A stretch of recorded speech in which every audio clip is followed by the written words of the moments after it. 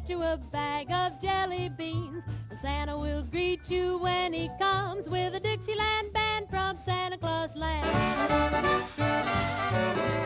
When you wake up on Christmas morn, the little boy blue will blow his horn. The three little bears will beat the drums in the Dixieland band from Santa Claus Land.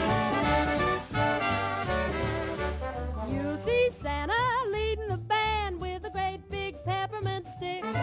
And if you behave by chimney, they'll come marching down your chimney. Gee, what a Christmas it will be, a Dixieland band beneath your tree.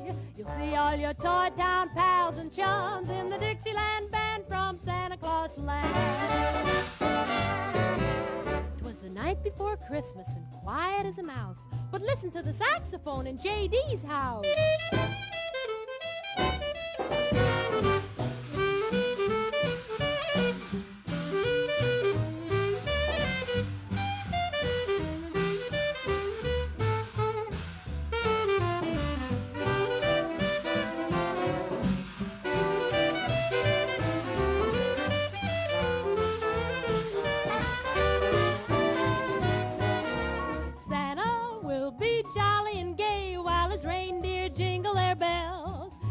The way they make them jingle will set everyone a tingle. A Merry Christmas it will be, there isn't a doubt, we all agree. The biggest and bestest band what I am is the Dixieland band from Santa Claus Land.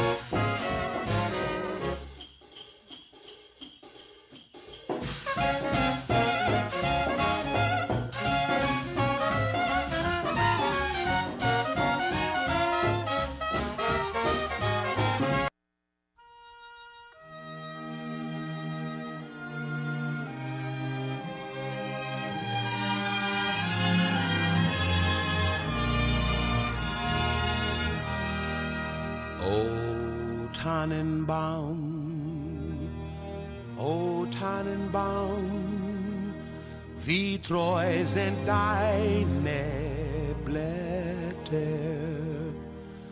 O Tannenbaum, wie treu sind deine Blätter. Du grünst nicht nur zur Sommerzeit, nein auch im Winter, wenn es schneit. O Tannenbaum, wie treu sind deine Blätter.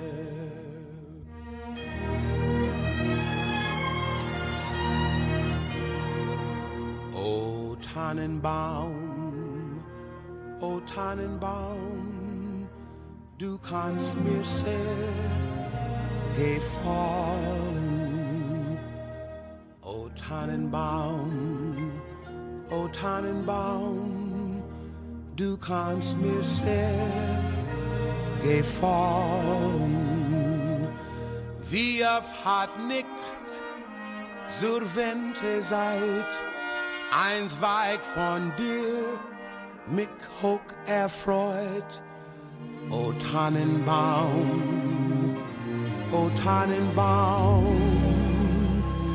du kannst mir sehr gefallen.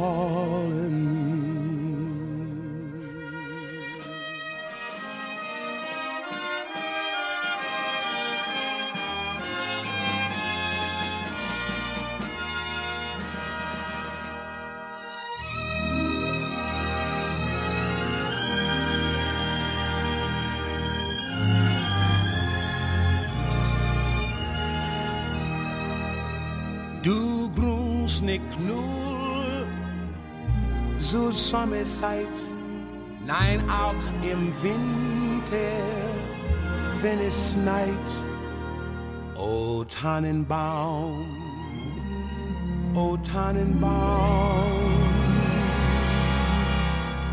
wie treu sind deine Blätter.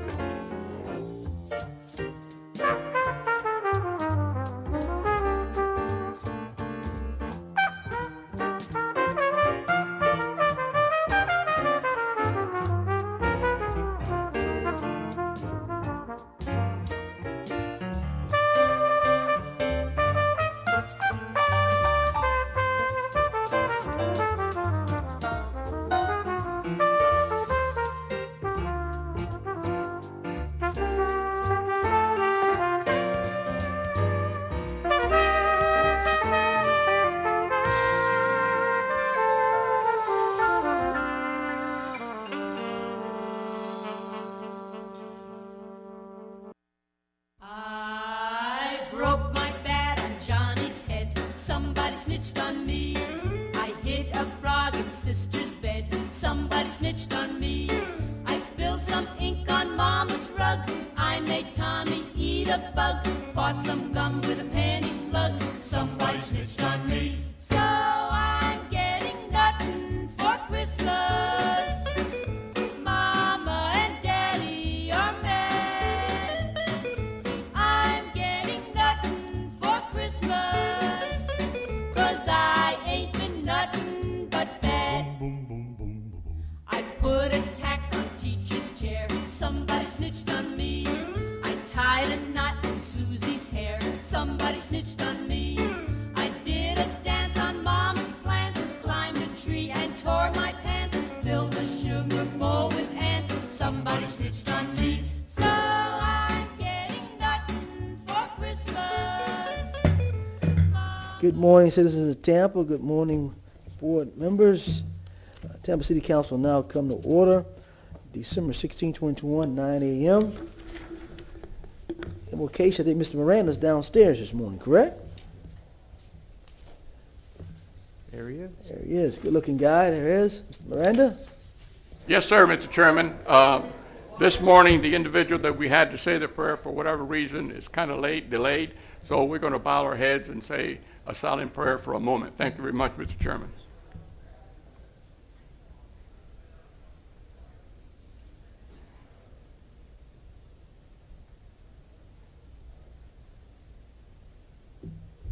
Thank you. Amen. All right, let's stand for Pledge of Allegiance. To the flag of the United States of America and to the republic which stands, one nation, under God, indivisible, with liberty and justice for all. All right. Madam Deputy Clerk, roll call, please. Carlson. Maniscalco. Here.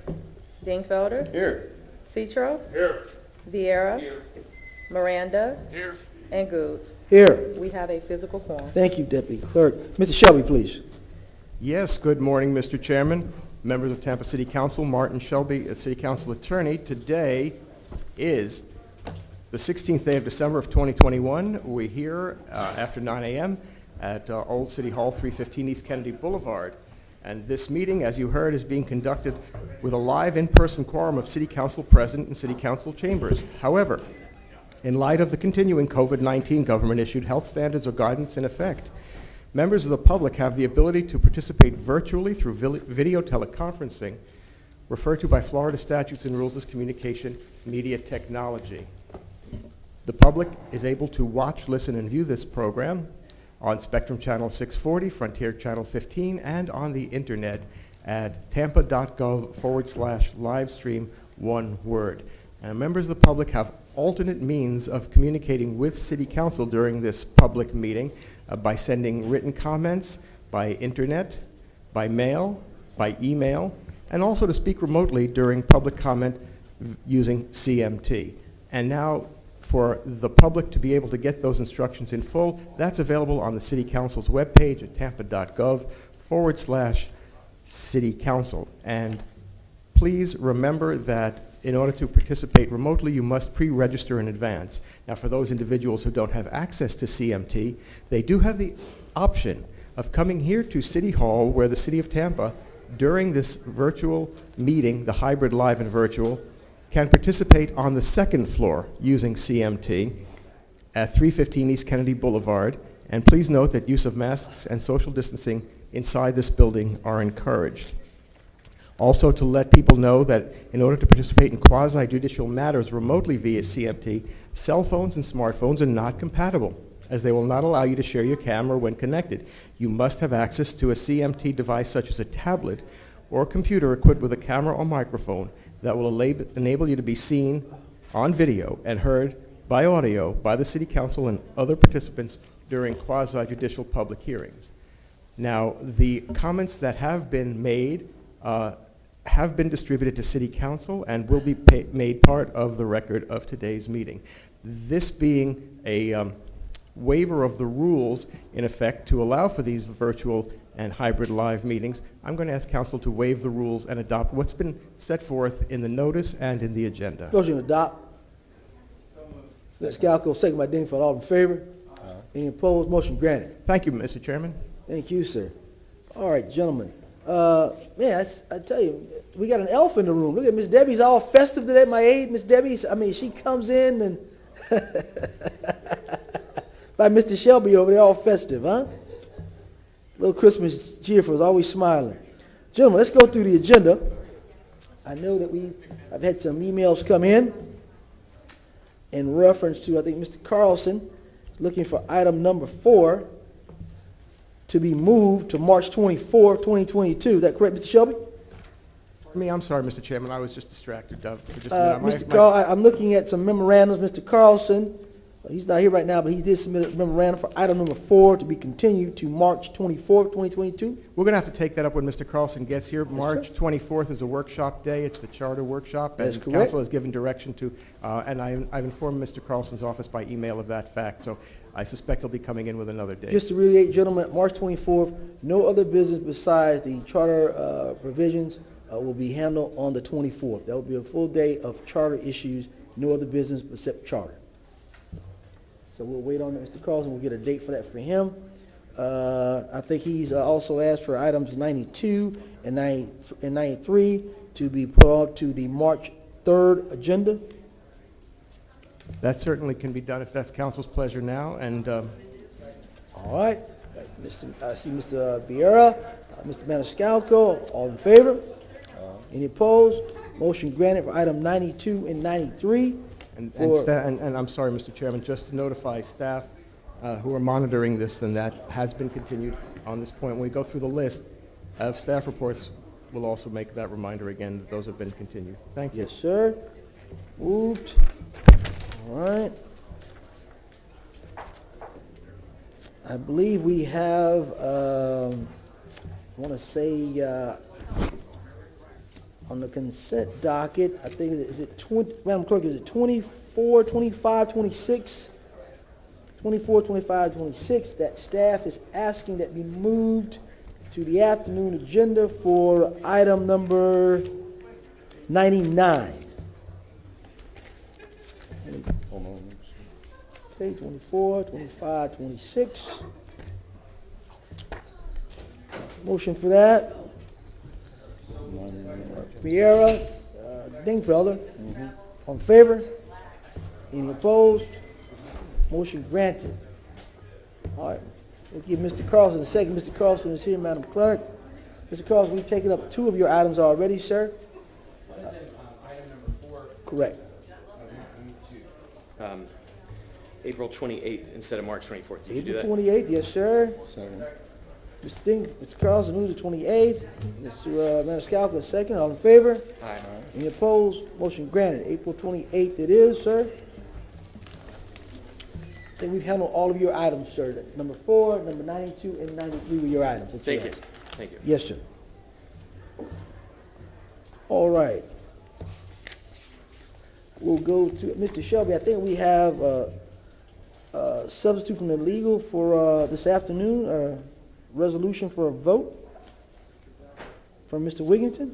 Is that item 52? I think Or is that something else? Yeah, I believe it's item 52. Yes, sir. Okay, that's under committee reports. That'll be the substitution. Yep. So whoever moves that, the chair of that committee 52 needs to, go to, is Councilmember Separate vote. Carlson. That's a Yes, substitute. it's a separate vote. So, And then there's a PowerPoint on number 5, but that's just for informational purposes. okay. Are we going to go over then? Yes, we're going to do that right now, sir. Gentlemen, if you'll go to staff reports. So if we have to let anyone be dismissed, we can do that now so they'll know. Okay. At agenda review, I didn't hear any administrative updates, but I did ask at the first of the year that staff do come back with the COVID update. Ms. Dingman, I know you like to hear those, but we've got so much. I asked them the first of the year to come back in reference to the Omicron, the variants, and so forth. All right? Yeah, and Mr. Chairman, I was thinking about yesterday, Jason Wilson, Dr. Wilson, was here to accept a commendation, and I was talking to Jason the other day, and I said, Jason, would you consider chiming in at City Council periodically to help us with our COVID conversations? And anyway, I was going to bring that up today. It's funny you mentioned that. Well, maybe you can So kind can I of coordinate coordinate that that together with with the the chief? chief and Chief Tripp. Yep, that'd be fine. Because I thought since Jason is at TGH and seems to be doing a great job on those issues, that he could help us. Gotcha. Okay. All right, let's go down the agenda. Any item number 77? Okay, that's got to be heard. It's a first reading. Okay, 76. 78, I'm sorry, 78. I'm okay with 78. I don't need staff. Is there anybody else who might? What else? Should we receive and file? No, we got. No, you have to move the It's gonna need resolution. to You get can move the moved. resolution Right. when you come to it. Right. Just move the resolution, but no staff needed on 78? No staff needed, okay. Okay, vote. Se- Okay. 79? That is also a continued item from December Right, 2nd. I'm okay on that one. I talked to staff.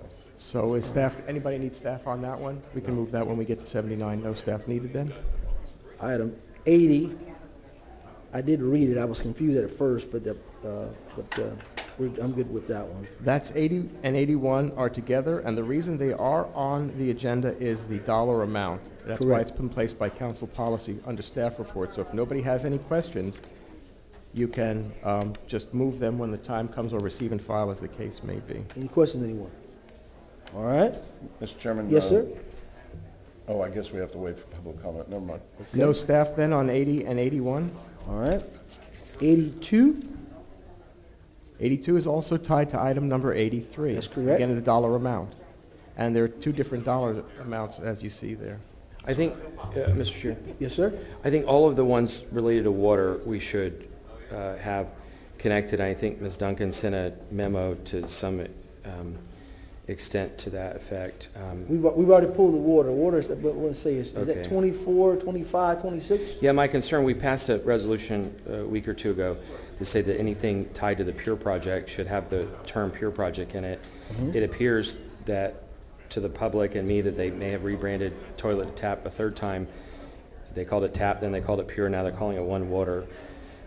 And because parts of that toilet tap project are in the One Water project, and so it's very confusing to the public, and these appear to be connected to it, but they're not labeled that way. So I would appreciate if we could bring them up at the same time as we discuss One Water.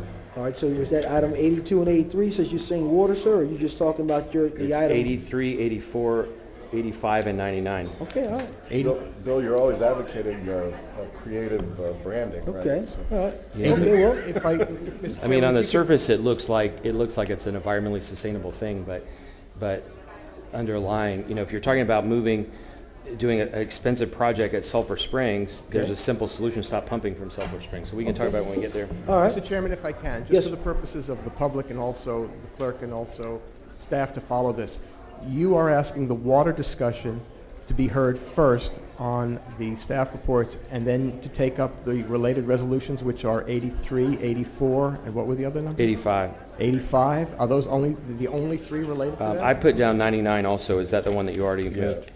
Yeah, We're going to combine 24, 25, 26, and 99. Right. And then can you just add 83, 84, and 85, yeah, she can please? discuss those when, because it's already down the road. So when she does 24, 26, and 99, we can go down the list for the 80. And then adding that Yes. to 83, 84, 85. 82 is part of it, is it not, or is it not? 82. Okay. Okay. Yeah. Okay, I believe we're up to 86. 86. All right, anybody released on that one, 86? We good on that? No staff on that then? No questions? No staff needed? Is that correct? You know what, I'd like Ms. Austin to give us a brief summary of that, just in light of the fact it's $159 million. Okay, I mean, I know we do it year in and year out, but something's changing, so. I want to hear from 87, reference to the parks. Oh, and could you, Mr. Chairman, I'm sorry, did you say you wanted staff Yes, here sir, on 87? 87, yes, sir. Staff on 87, thank Staff on you. 86. Staff on 86, 86 and 87, 88, $4.7 million contract. The wellness service. that's probably kind agreement. of tied in with your health care, with the health plans. Right, John, you so want we'll that? do 86 and 88 together. Okay, then so Ms. Austin, HR on 86 and 88. Thank you. 89, Move to continue that for, they're asking for 60 days. Days? What's your recommendation, Madam Clerk?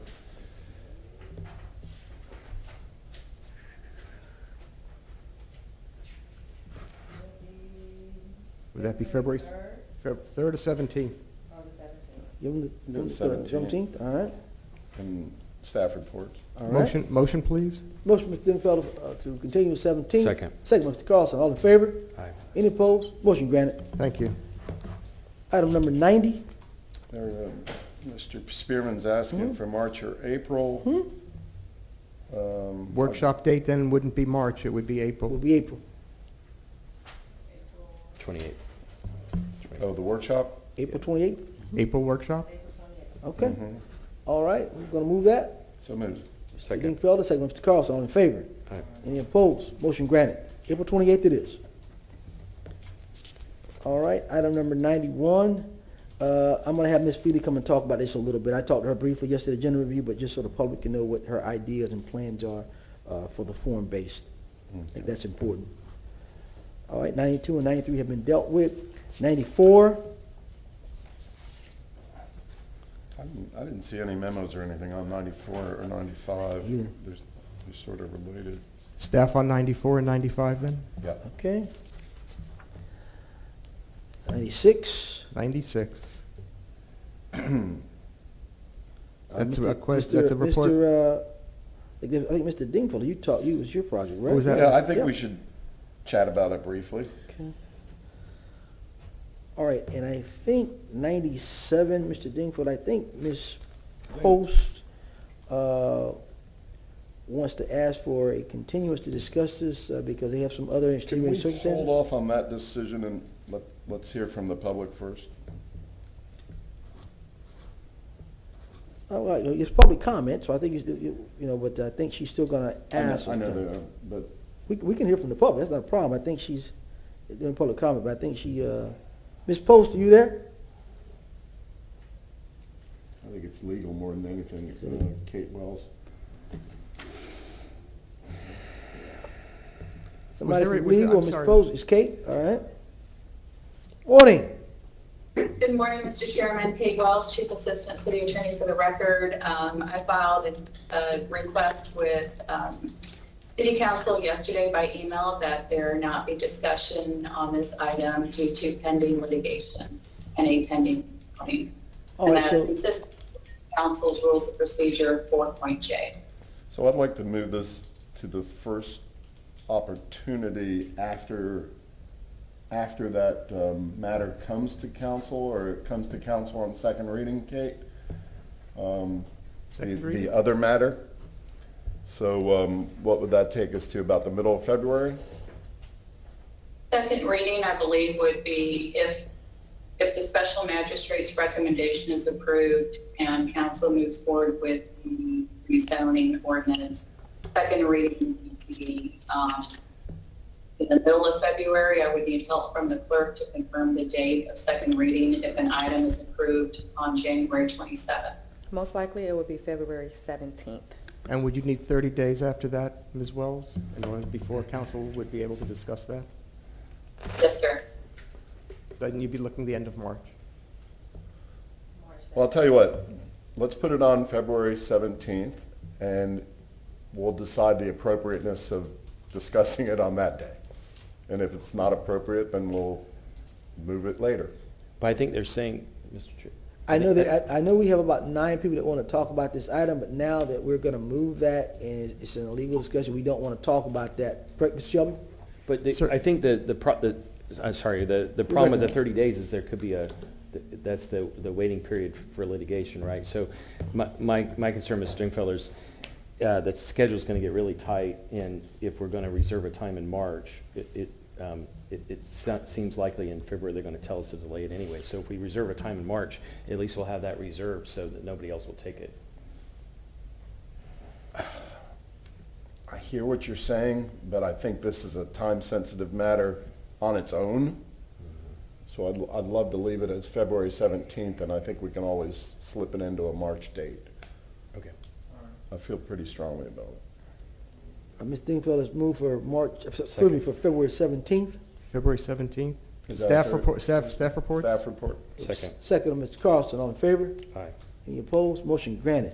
Now, my question, Ms. Shelby, I know we have, I think, 9 speakers for item number 97, so we're going to have to go ahead and let them know they can't speak on that. Well, they can't, No, they can well, speak. the question, Mr. Chairman, is that if it is anything related to a quasi-judicial matter or rezoning, they have to be conscious of that fact, because that could certainly, if it's outside the public hearing, but if it's related to a legislative matter, a policy decision that is not quasi-judicial, then what you can do is people have the opportunity to speak, but frankly, I just have to be very conscious, and we all have to be very conscious of the record related to a future quasi-judicial matter that is now pending, When we get the public comment, sir, I'll have you reiterate that. Sure. That way the public, you know, if they're here, actually was going to speak on 97, they know they should not be speaking at that particular time, only if it's a legislative matter versus not a quasi-judicial matter, whatever.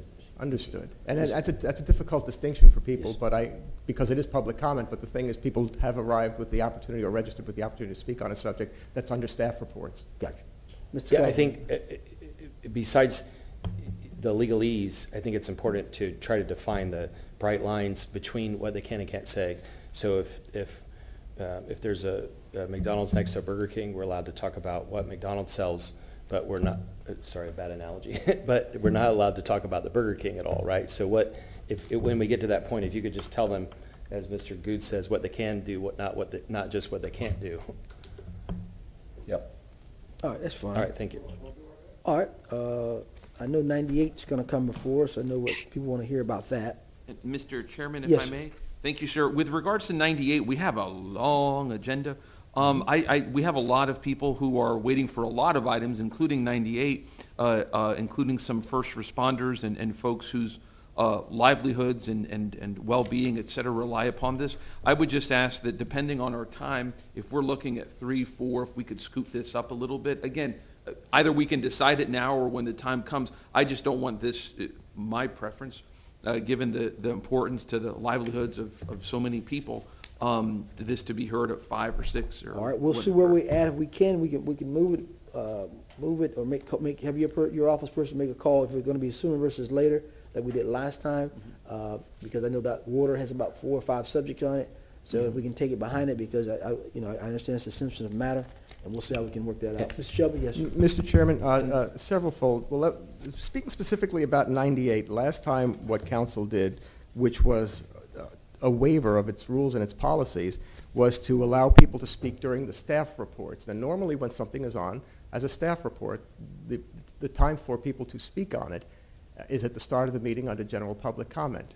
That was changed for the last time this item was on. I don't know whether that's council's intention to do it this time. So my recommendation. I don't think that people were speaking on this item per se. They were speaking public comment, but this item here we will get information back Right. from those individuals, and we'll go So from then, there. so then members of the public, just so the public is clear, will not be speaking on number 98 when the item comes up. The time for them to speak is during general public comment at the front. Is that correct? That's correct. And if I may, Mr. Chair, if I may, for 98, I mean, they can speak during public comment. They're probably going to be watching. Maybe there's something relevant. We can potentially take that up. One thing we could do, since we have Chief Tripp and others who are waiting to speak on this, is, again, depending on the time, look at a time certain, what have you. But again, as the agenda continues, we can address that, or whatever you'd like, sir. Yeah, Mr. Shelby, you recognized? Thank you. And Mr. Chairman, just with regard to your schedule today, a reminder, council, per council's direction, the first item after the 9:30 public hearings, and we're coming up on 9:30 now, so it's any time from the next couple of minutes on, is a number, pardon me, could you say that again, please? 63.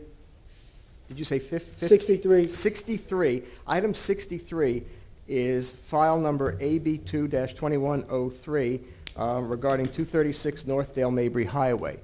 Council, I believe it was council's intention that that item be taken up as the first matter of public business after public comment. So that item will be out of the way even before the first readings and the presentations on that. Also, a reminder, council, that you have two review hearings that are set for 10:30 in the morning under the old system, because those were set a while ago, and those are items number 73 and 74, and also you have a 10:30 vacation public hearing. 72, 73, and 74 are set for 10:30 a.m., but if you turn the page, you will notice that item number 75 is set for 1:30 in the afternoon, first back from the afternoon, and that was under council's direction to start setting review hearings for the afternoon meetings, and that's the way it is tentatively all going to be scheduled from this point forward. So just a reminder that when you come back from lunch, you have a public hearing that is set for 1:30 p.m.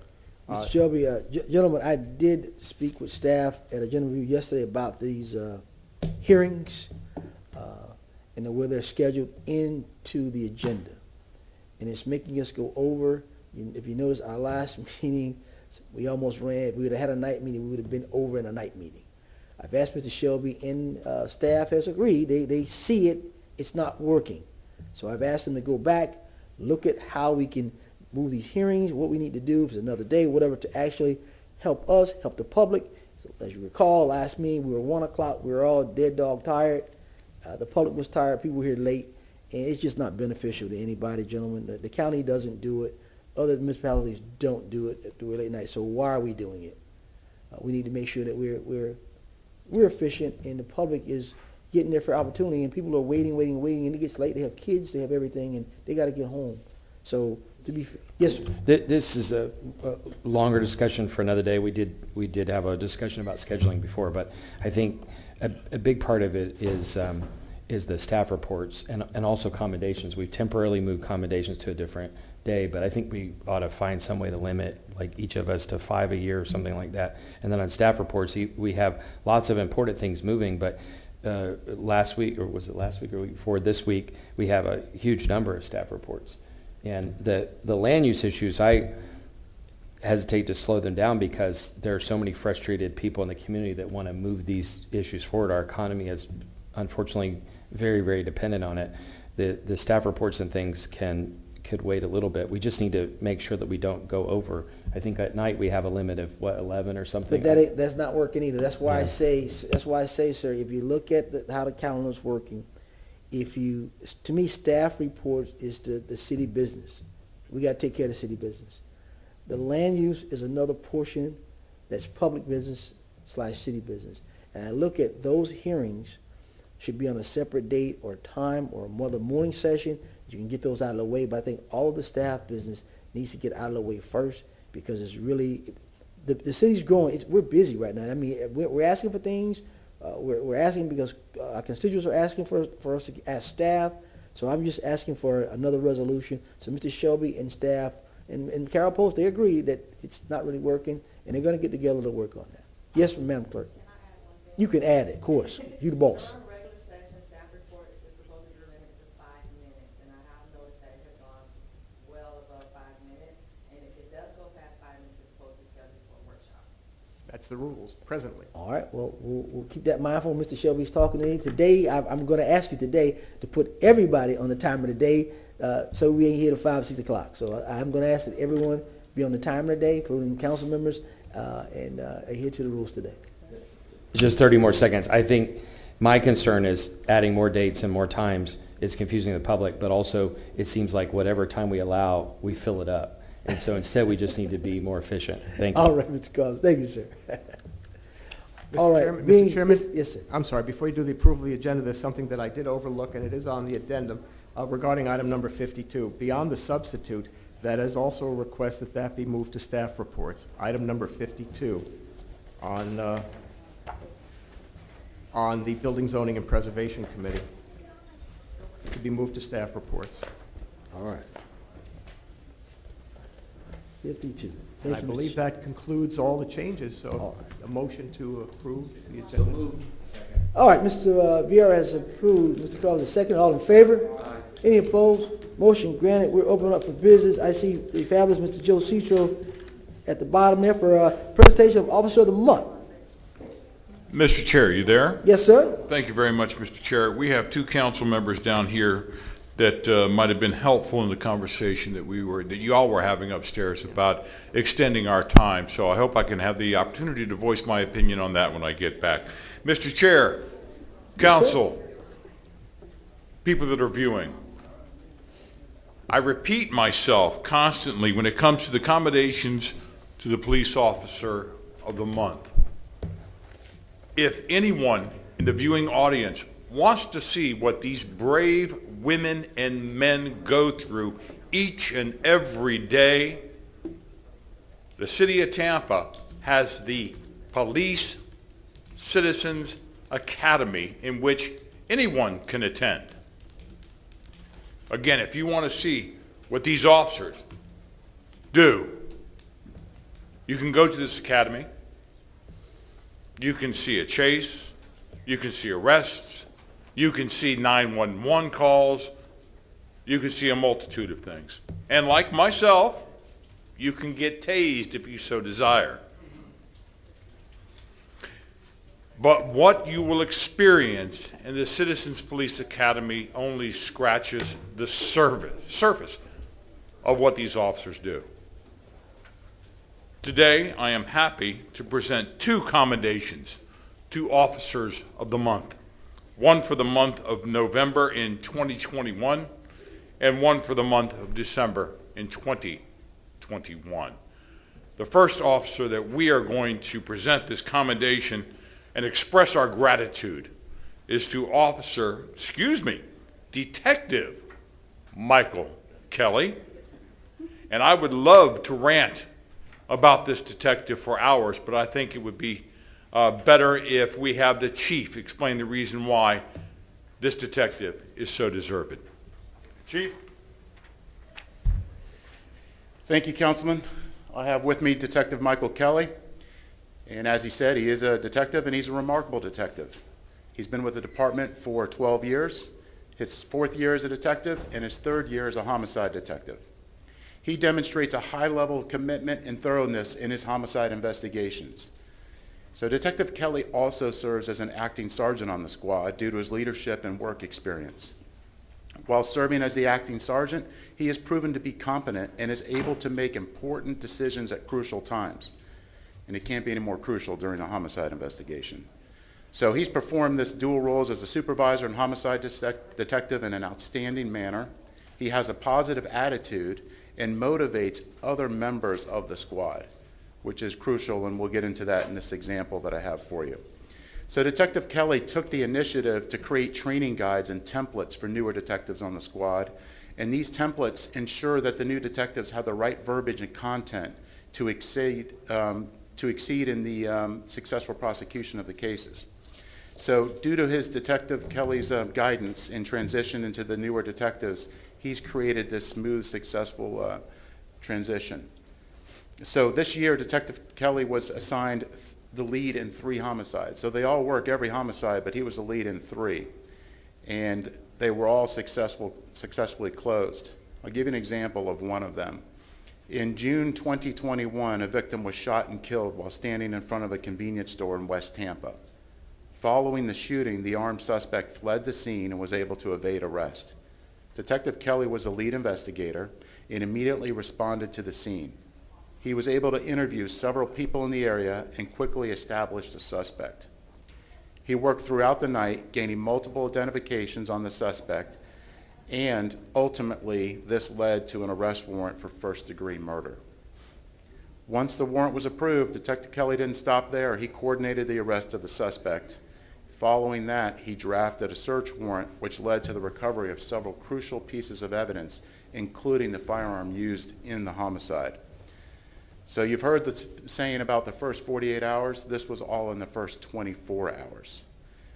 So given the closure of that, the family, they were able to get the closure, and removing this dangerous felon from the street is just one example of the many things that this detective does for our community. So in recognition of his excellent performance of duties, leadership, and dedication to the City of Tampa, Detective Michael Kelly has been selected as the November 2021 Officer of the Month.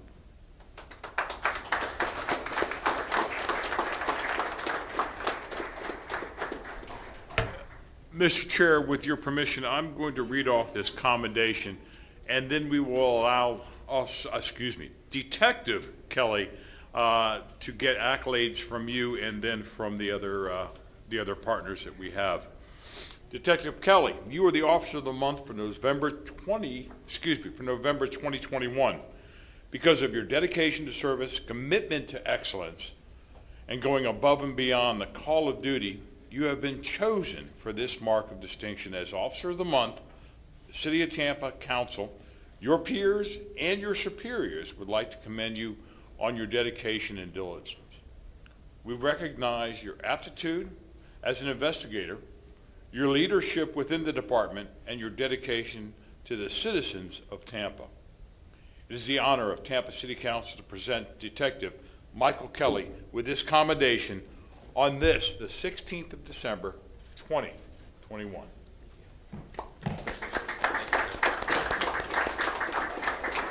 Get up there. Get up. Okay. He's gonna, you, Mr. Chair, do you want to start, or you want the detective to start? No, go ahead and let him start, Mr. There Joe. you Thank go. you, sir. Just want to say thank you. Thank you for allowing me to be here. What an honor it is to even be considered for an award like this, much less to be one of the 1,000 officers who actually gets it. As far as the investigations, the chief read, I'm the lead investigator. I'm just the pretty face attached to it. I can't take all the credit. A lot of that doesn't happen without a lot of teamwork from the originating officers who respond to the scene to the other detectives on our squad who assist, to the supervisors who provide us the resources we need to complete those investigations, and I would say most importantly without help from the community who did the right thing and stepped up and helped provide us the information we needed to close that particular case. All right. Gentlemen, anyone? Mr. Pierre, you recognized, sir. Thank you very much, Mr. Chairman. Detective, just thank you for all your work. And I see your wonderful family there, and you have a beautiful family, and you're very, very blessed. And I just want you and your family to know that our city respects what you do. We respect the sacrifices and the risks that are taken every single day. It's difficult to do a job where you take as many hits as you do. And just know that I really do believe this when I say this, that the people of Tampa, the vast, vast, vast majority of us, support what you do, respect what you do, and regardless of what God we worship, who we vote for, whatever it may be, that we stand united in supporting our men and women in blue and our first responders. Thank you, and God bless you. Thank you, sir. Mr. Maniscalco? Thank you very much, sir. Congratulations. Thank you for your work, for your sacrifice, and more importantly, your family sacrifice. Every time you put that uniform on to protect and serve this community, the sacrifices that they make as they worry, but they're there for you, and they're the backbone, and we thank them, and we're grateful to them, and we're grateful to you. And again, congratulations. Thank you, sir. Mr. Carlson, recognize, sir.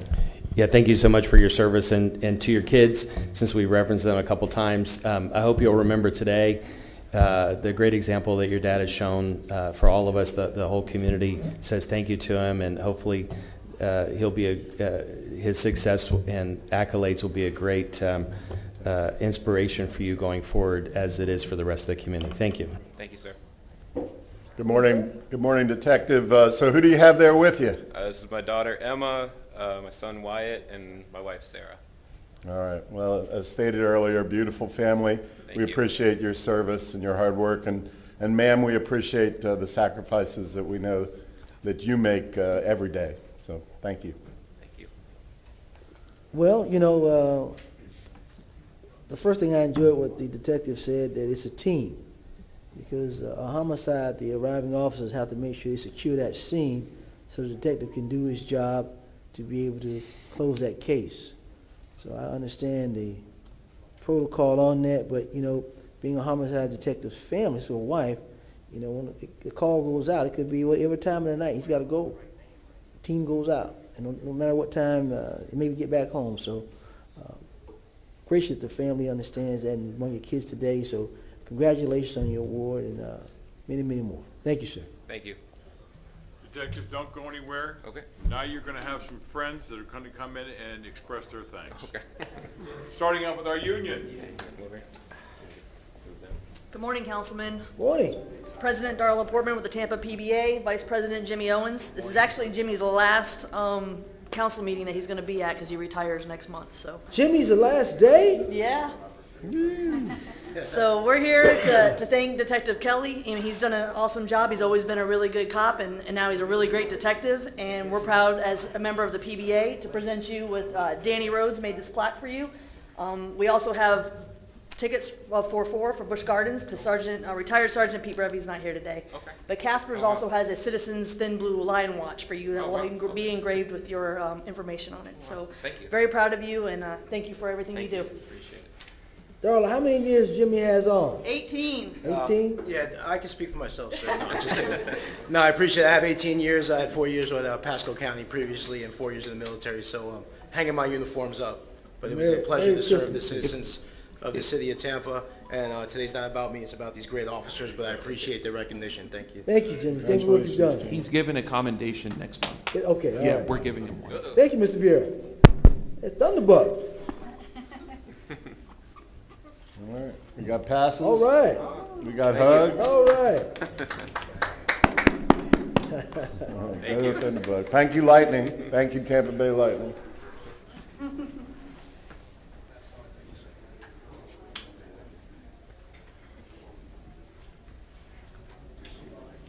Detective Kelly, Donna McBride with the Strass Center. It's great to see you.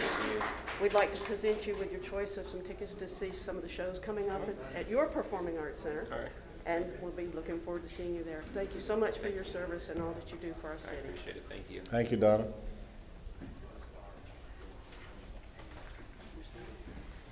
Good morning. My name is Christina Steffen from the Tampa Hillsborough Expressway Authority. Thank you for your dedication and service and keeping the community safer. Thank you. On behalf of our agency, wanted to give you some fun public gift cards as well as shop candy swag items. Thank Happy you so holidays. much. I appreciate it. Thank you. Thank you.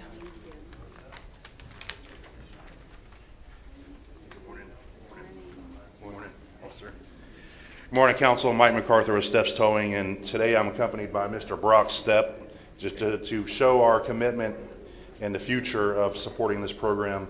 You know, I brought Todd's son Brock with me to keep it going. We would like to congratulate you on a job well done. Thank you for everything you do for our community. And today Brock's got a night out in our company limousine for you and your family and a $50 gift card. So enjoy it. Enjoy your time off. Take the limo to Busch Gardens. Have a good night out. And thank you for everything that you do for our community. Thank you.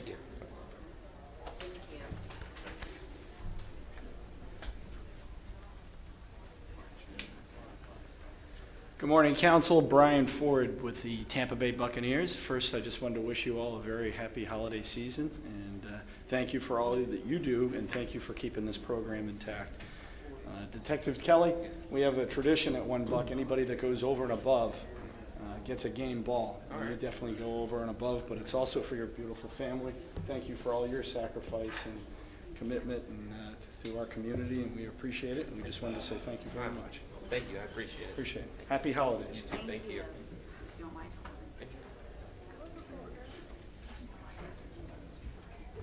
Hello, Detective. My name is Grace Gonzalez. I'm here on behalf of the Columbia Restaurant Group. We have brought you a gift certificate to the Columbia, which is valid at any of our locations. You can enjoy this with your family, have some sangria with your wife, enjoy some paella. We hope you all have a great time. Thank you so much for all of your service. Thank you, I appreciate and Merry it. Christmas. Thank you, you too.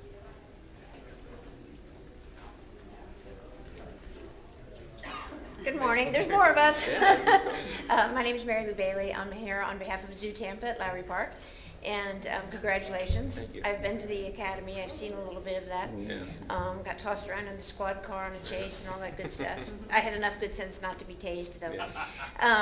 I'm presenting to you a family membership. It's an annual pass to Zoo Tampa. Yeah. So I hope you guys will all enjoy the zoo and love animals as much as I love animals.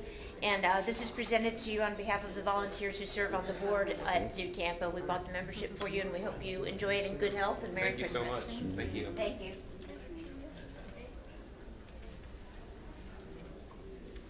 Good morning, Council. Leah Van Name with Tampa Theater Detective. Congratulations for all the hard work that you do. On behalf of Tampa Theater, I'm honored to give you the gift of a membership.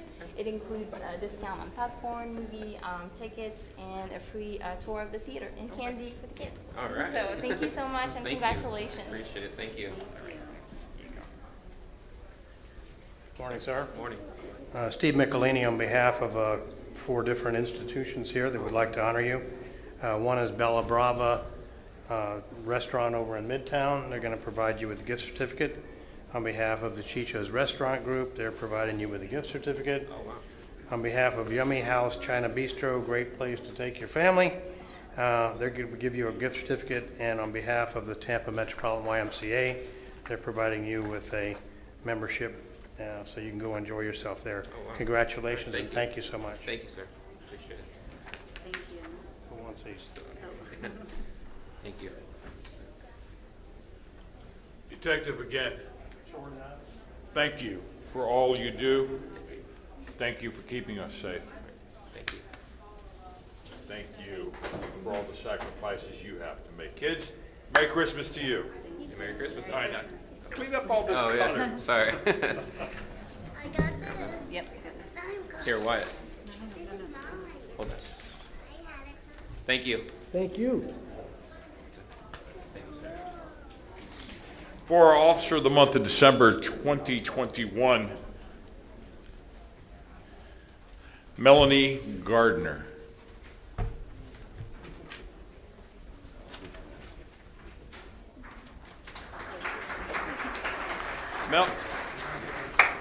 Melanie Gardner is Officer of the Month for December 2021, and again, I would take hours talking about the wonderful things she does. However, I think the Chief would explain it a lot easier than I would. Chief?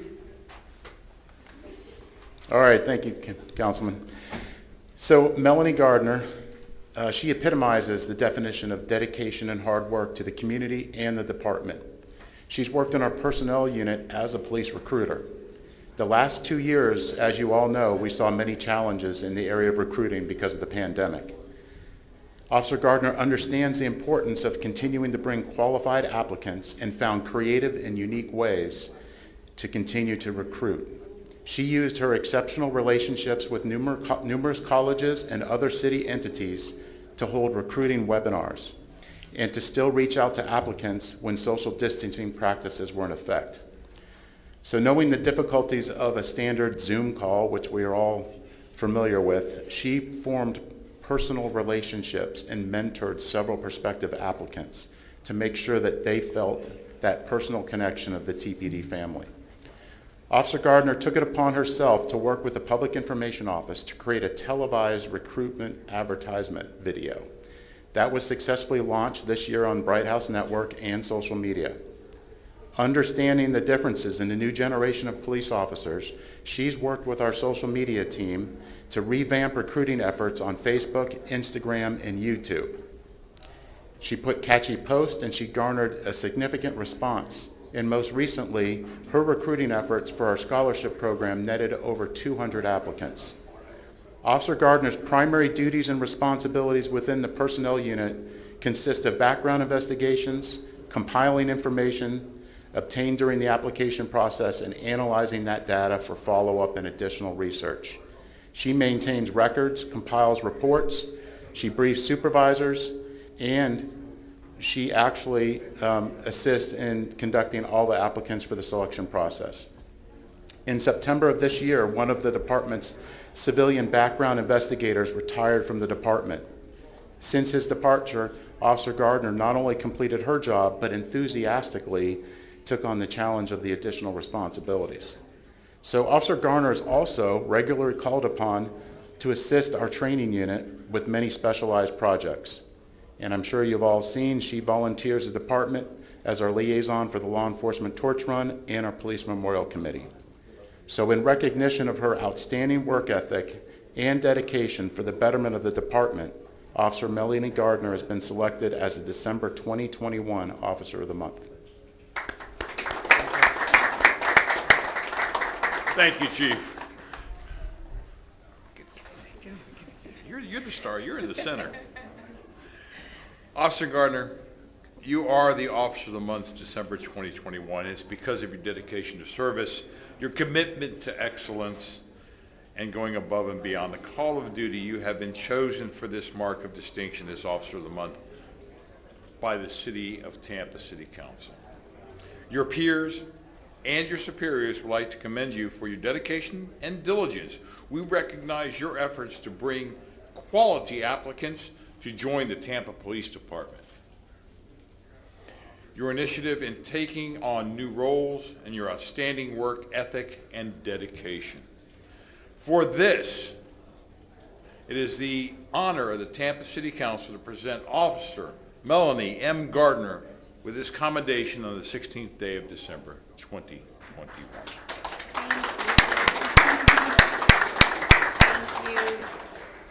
Good morning, Council. I would like to say thank you for allowing me to be in this space. I would like to thank the command staff at the department and my immediate command staff. They have always supported me. I would like to thank those who are within the department who always support me and my family. And so I'm just so thankful that they allow me to be myself and to do what I love doing best. So I'm just thankful. Thank you. Mr. Chair, hang on. Is there anybody you want to point out back here?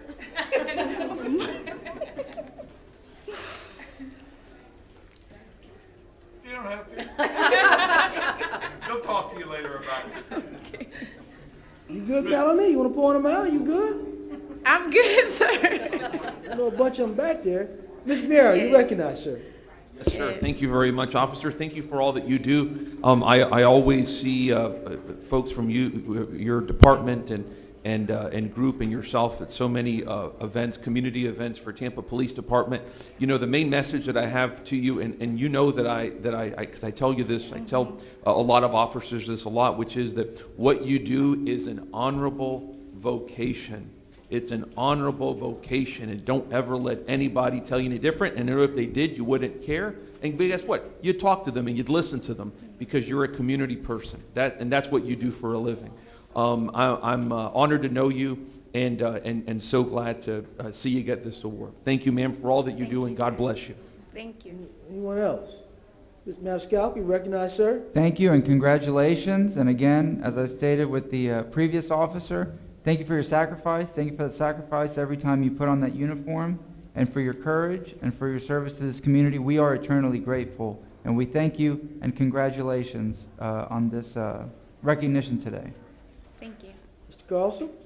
Yeah, thank you for your service, and I'm sure you know this, but you have one of the most important jobs in the city right now because of the issue the chief mentioned before, and I can tell you every day my constituents tell me to thank you all for the hard work you all are doing, and especially you, because we need to make sure we have more officers and great officers. Thank you.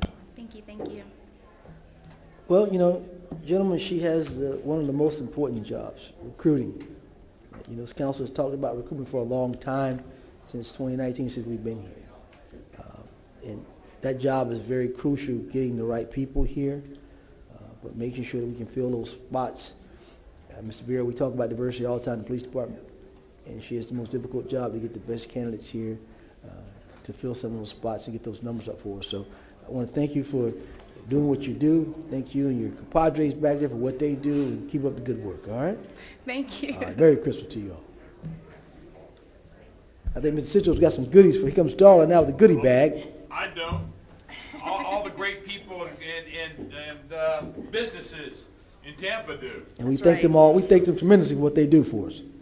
All right, well, Darla Portman again and Jimmy Owens, and I don't know if you guys know this or not, but Melanie is a Renaissance woman. There's nothing that she can't do. She started off at a COP over in Robles Park, had a lot of influence when it came to the children and the youth that are in Robles Park. She's also been a part of our PAC committee, which some of you know about, for political last election. But she's also a great officer, and she's a good friend, and I am just so proud of you. So, on behalf of Busch Gardens, 4 tickets, and we have this from Danny Rhodes, and then you also will get a Citizen's Watch from Casper's, which is the thin blue line on there, which is amazing. So I'm super proud of you. Thank you. Thank you. Oh. You gotta hold on to this other good stuff you're gonna get. You, Thunderbug.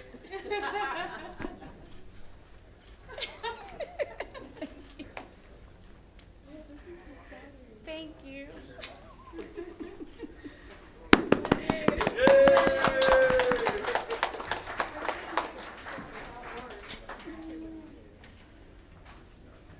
Good morning. My name is Christina Steffen from the Tampa Hillsborough Expressway Authority. Congratulations on this award for going above and beyond. We're very grateful for your service and want to congratulate you with a Publix gift card, some Shop Gandy swag, and have a happy holidays. Thank you so much. I appreciate it. Thank you. Thank you. Good morning. I'm Grace Gonzalez. I'm here on behalf of the Gonsmart family and the Columbia Restaurant Group. I will present you with this Columbia gift certificate so you can enjoy some paella, sangria at the oldest restaurant in Florida. It's work at any of our locations. I hope you enjoy. Congratulations, and thank you so much for your service. Thank you so much. I appreciate it. Good morning, Officer Gardner. I'm Donna McBride with the Strath Center. I'm here to thank you for your service and to let you know you are recruiting some of the best because they're out there doing it. Thank you. The Strath Center would like to offer you your choice of some shows to attend as a token of our gratitude. And thank you for your wonderful service. Thank you so much. I appreciate it.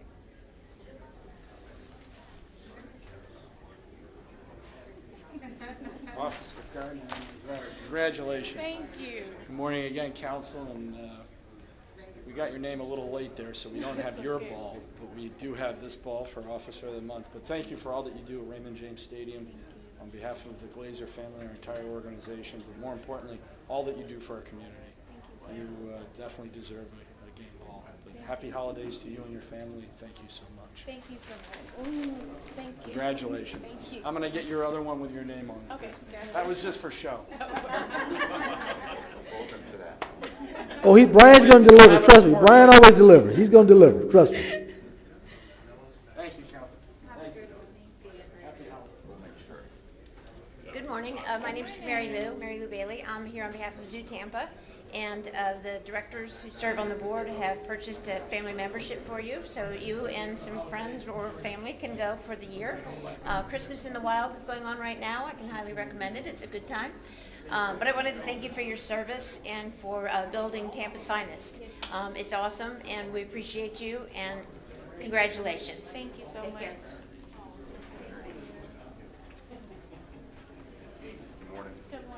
Morning, Council. Mike MacArthur with Steps Towing Service, accompanied by Mr. Brock Stepp. My brain started hurting when the chief was reading off everything that you do, and it is so important. And And thank you for everything, because without you, our officers aren't on the road, and it's so important what you do. So on behalf of Todd Stepp and Stepp's Towing Service, we'd like to present you with a night out in our company limo, a $50 gift card. Take some time off. You deserve it. Enjoy it, and have a night out on us. Thank you so Thank much. you very much. Thank you so much. Thank you. Absolutely. You gotta bring them. They're going.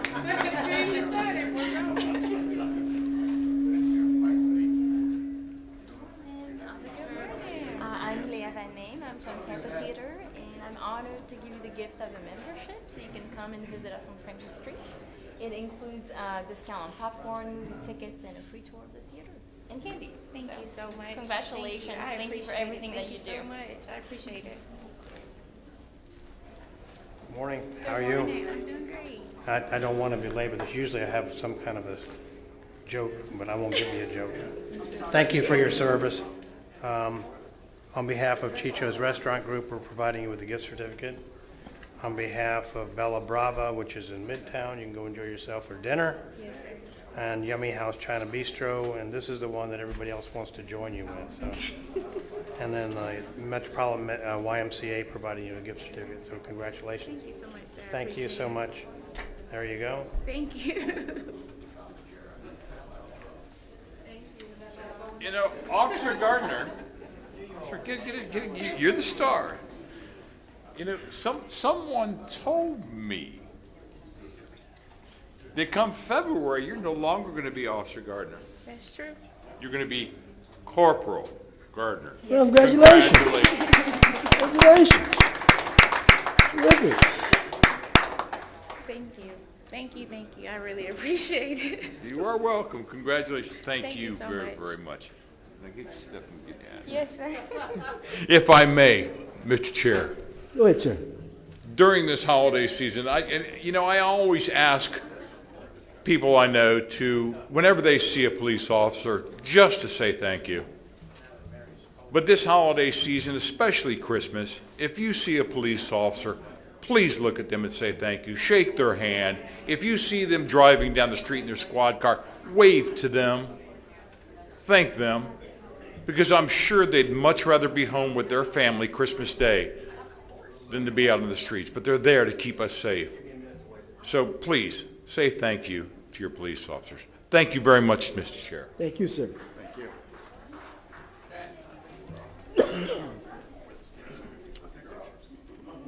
All right, item number 2.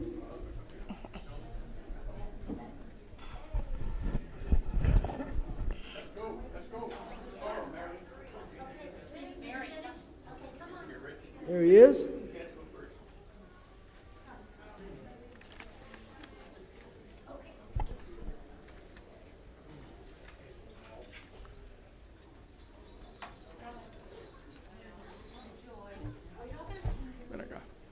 Thank you, Mr. Chairman, honorable members of Tampa City Council. It's my pleasure this morning to be here with an esteemed person who's been working for the legal department for 16 years, Jan McLean. She has brought a wealth of regulatory and legislative knowledge, having worked for 3 Florida water management districts before coming to the city of Tampa.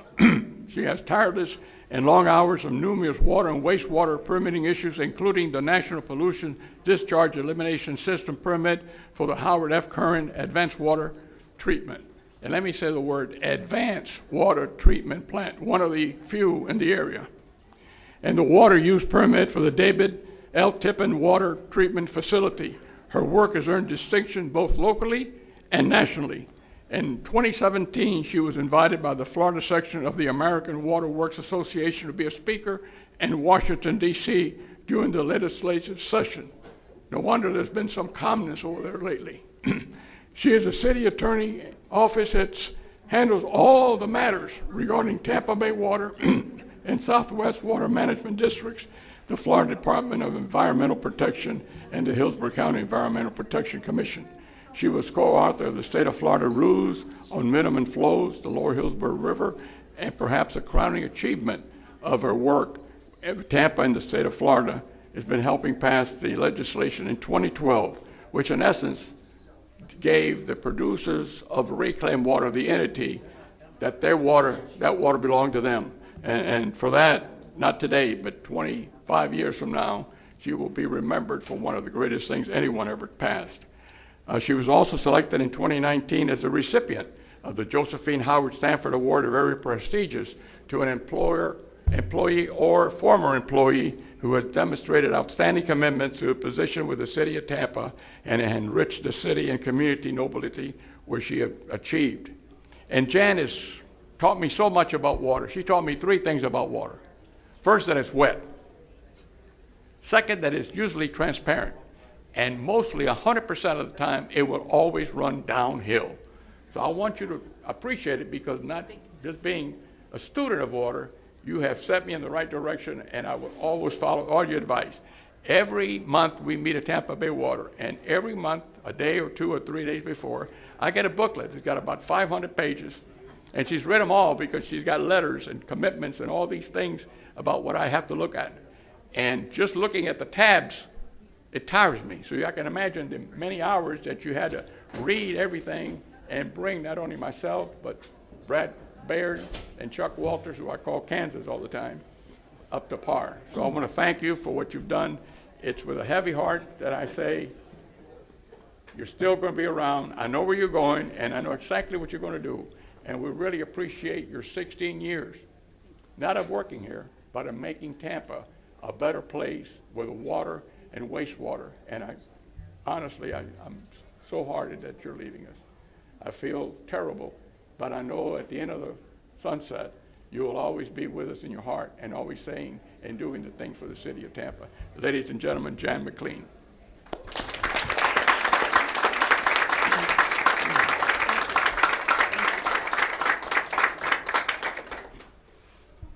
Thank you, Mr. Miranda.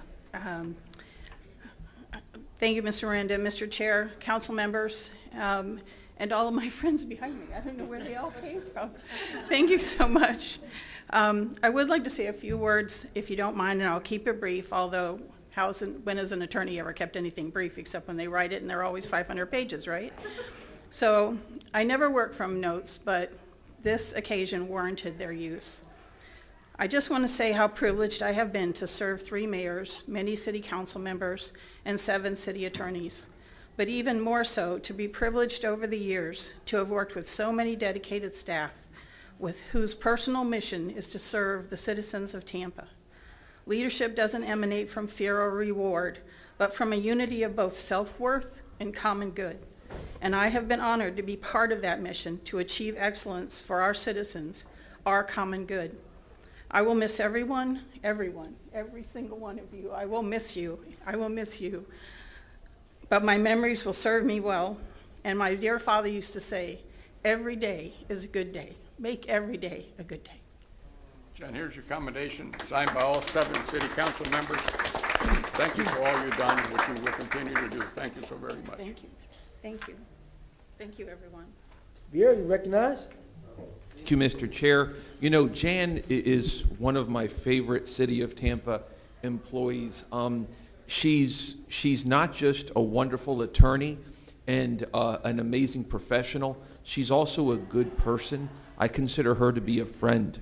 You know, Jan, you have good values, and you know what I'm talking about. You've got a really good, compassionate heart. You put forth first your public service, your professionalism as an attorney. That's all stipulated to that's an A+. But as great of an attorney as you are and a professional, you're an even better person. You are compassionate, you are caring, you are thoughtful, you are kind, and you love this city and you love this country. You love this country for what it is, you love this country for what it can be, and you're willing to roll up your sleeves to make it what it can be. And you're a good person. I love you a lot. I also have a lot of affection for your husband who's there, who's a Vietnam veteran. I know you're very, very proud of that. We all love you, we're proud of you, and we'll miss you, but I know I'm going to keep in touch because we're going to gripe about the things that are wrong and how we can make them right. Thank you, and God bless you. Thank you very much. Jan, a fellow Tampa Catholic Crusader, so I appreciate that. When I started on council 6.5 years ago, you were the first person I sat down with in the conference room. And you said, if you need anything, I'm always here for you. And you've always been there for me if I've had any questions, which I really don't ask too many questions. I'm pretty quiet, but you've always been there. I had a conversation with someone in the legal department the other night, and we were talking about you and what a huge loss to the city it is. You're such a wealth of information and knowledge, and I mean, you're so intelligent. You're so wonderful at what you do, and we're so blessed to have you, but we're going to miss you. We really are, but I wish you the best in your retirement. You're young. We're all young, so you have a long life ahead, and I know you're going to enjoy it to the fullest, just like your dad did. Every day is a good day. Every day is a great day, and I know you're gonna live by that, and every day will be a great day moving forward. So thank you, and we will miss you. Mr. Carlson, recognized. Thank you for your service and your advice over the short time I've been here, and best wishes to you in the future. Procedural. Thank you very much, Mr. Chair. The only thing I can say to you is thank you. Thank you for helping me. Thank you for helping the citizens of Tampa. And thank you for being there for our big family, the family of the employees of the city of Tampa. Thank you, Jan. Stingfellow, recognized. Thank you, Mr. Chair. Jan, this came as a bit of a shock to me when I heard you were retiring, because we have a long history working together for the betterment of the city. I asked the clerk to pull up transcripts from every encounter that you and I have ever had, and it just seems to go over and over. It's like I would say, Jan, we agreed to disagree. And we did on occasion, but we always hugged it out, and I consider you a good friend and a great professional. So we appreciate all your service to the city, and I'll miss you. I like when Mr. Dingfield gets emotional. You know what I'm saying? I like when he gets emotional. Well, you know, where's your boss at? I don't see your boss in the crowd. Where's the boss at? Huh? See around the corner. There she is. Jan, I want to know who she's going to get to replace you, because you are a wealth of knowledge about this water, because I tell you taught me a lot when I first came aboard. Again, to replace someone who has the knowledge that you have is very hard at times. But again, we want to thank you for what you've done. All the councilmen know that you're very soft-spoken. You give the information, and you just tell us how it is. And like Mr. Dingfellow said, we can agree to disagree, but at the end of the day, we come away with what we need to do what we got to do. So thank you for what you've done for the city, and best wishes on your retirement. Thank you, sir. Thank you. All right. Mr. Miranda? No, I just want to say thanks again for Jan for doing an outstanding job. It came not only from her knowledge, but from her ability to make sure that everything was done in an orderly manner and in a professional manner in case they had to go somewhere else, like to the court system or whatever. And she's been a great help to me and to the city of Tampa. And if it wasn't for her, I don't think I would have served as long as I have now, especially on water issues, because she was a leader, and those books were done once a month, and all I had to do was memorize 500 pages. So I thank you, Jen, for killing my memory.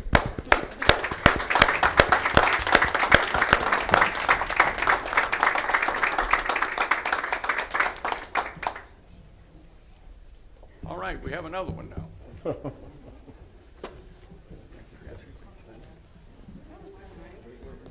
always nice when it's kind and sincere.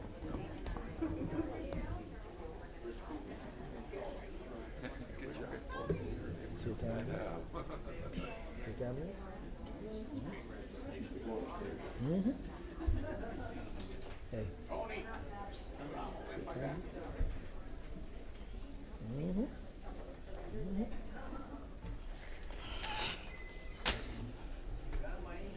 Mm-hmm.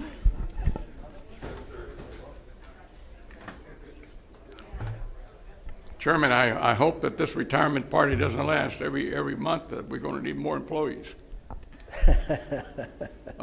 It's my honor to be here with Tony Garcia, and Tony has served 28 years of dedicated service to the city, county, Hillsborough County Planning Commission, of course, the Tampa City Council. Tony's represented the Planning Commission appearing before council each week for over 15 years. His depth and knowledge greatly assisted City Council and the citizens involved in clearly understanding the intricacies of the project as well as the planning process, and facilitated the understanding of what sound decision meant, and on behalf of the citizens of Tampa, how it was done. He was the one that explained it to the council members and went in detail, and so we could understand it and the citizens could understand it. Through all those tension-filled issues, Tony managed his professional, always having a good sense of humor. And Mary told me I could never pronounce this word, but I think it's ubiquitous. That means you have a big humorous smile, I was told. And a long way enduring not only the council members, but with working very well with his fellow planners. It goes without saying about his expertise and his can-do attitude. He would certainly be missed here at City Hall. He served the citizens not only of the city of Tampa, but the citizens of all Hillsborough County with dignity and respect and honor. Tony's years with the Planning Commission, including being project manager for the Planning Commission and being instrumental in developing the CRAs for Channelside, Ybor City, Drew Park, Central Park. He directed and he was a principal contributor of the Planning Commission for the Tampa Image 2040 Comprehensive Plan and won national recognition, which is very rarely done, by the American Planning Association in 2016. Tony also worked and managed to help Temple Terrace, Plant City, and received national recognition. Only 12 cities in the country received this honor, and he was one of those that worked with those cities. Additionally, he was a team leader for the cities of Plant City, Temple Terrace, and of course the city of Tampa for many years. As a division leader, Tony oversaw the management and rezoning of plan amendments reviewed by Temple Terrace, Plant City, unincorporated Hillsborough County, and the city of Tampa. Tony, with sadness, 28 years seemed like a long time, but when you do it with a smile like that, it's like 28 seconds, because life moves on so quickly and you can't stop time, and no one can stop Tony by saying the facts and presenting it in a way that everybody can understand it. And I know you can sing, but I'm not going to ask you to do that today because Frank Sinatra will get mad at me. But I know that, so I want to present this award to you as Commendation Honor Award for 28 years of dedicated service, and you always did it with a smile and character, and you explained the things. You never got upset with no one. So thank you for all your years of service. Really appreciate it. Thank you so much, Charlie. You're on. Good morning, Mr. Chairman, members of Tampa City Council. Of course, I'm not sworn in. I was used to always saying this, Tony Garcia, I've been sworn in for all the couple of thousands of presentations I think I've made to you over the last couple of decades and the last 5 mayoral administrations that I was been privileged enough to be associated with. It's been a privilege and an honor to work with the City of Tampa staff, to work with the elected officials throughout that time. I also would like to tell you that I'm very gratified as a Tampa native, a Tampeño that was born in Ybor City and raised in West Tampa, that I've been so pleased to see the evolution of our great city. It's always been a great city. To me, it's not America's next great city as was tried to be marketed about 25, 30 years ago. It's always been a great city. And everyone else is just coming to light to realize that now from a national perspective. I would also, it would be short-sighted of me not to really thank the people that have really helped me get to where I'm at. My executive director, stage left over here, sorry. Ms. Melissa Zornita, our executive director, who has been a great leader and has built some great bridges with all our client governments. And of course, David Hay, who's over here, who's my successor and will become the new director for the Comprehensive Plan Policy Review Division over at the Planning Commission. And of course, our great staff that's done a great job of representing us at all the hearings on a weekly basis and monthly basis before this elected body. So once again, I thank you so much, and I'm so appreciative to be able to have had this opportunity to serve my city so well over these past decades. Thank you. Thank you. Anyone? Vieira? Everybody. Mr. Vieira? Thank you, Mr. Chairman. I really appreciate it. You know, Tony, your professionalism and what you do professionally, kind of like I said about Jan, is open and obvious, as they say.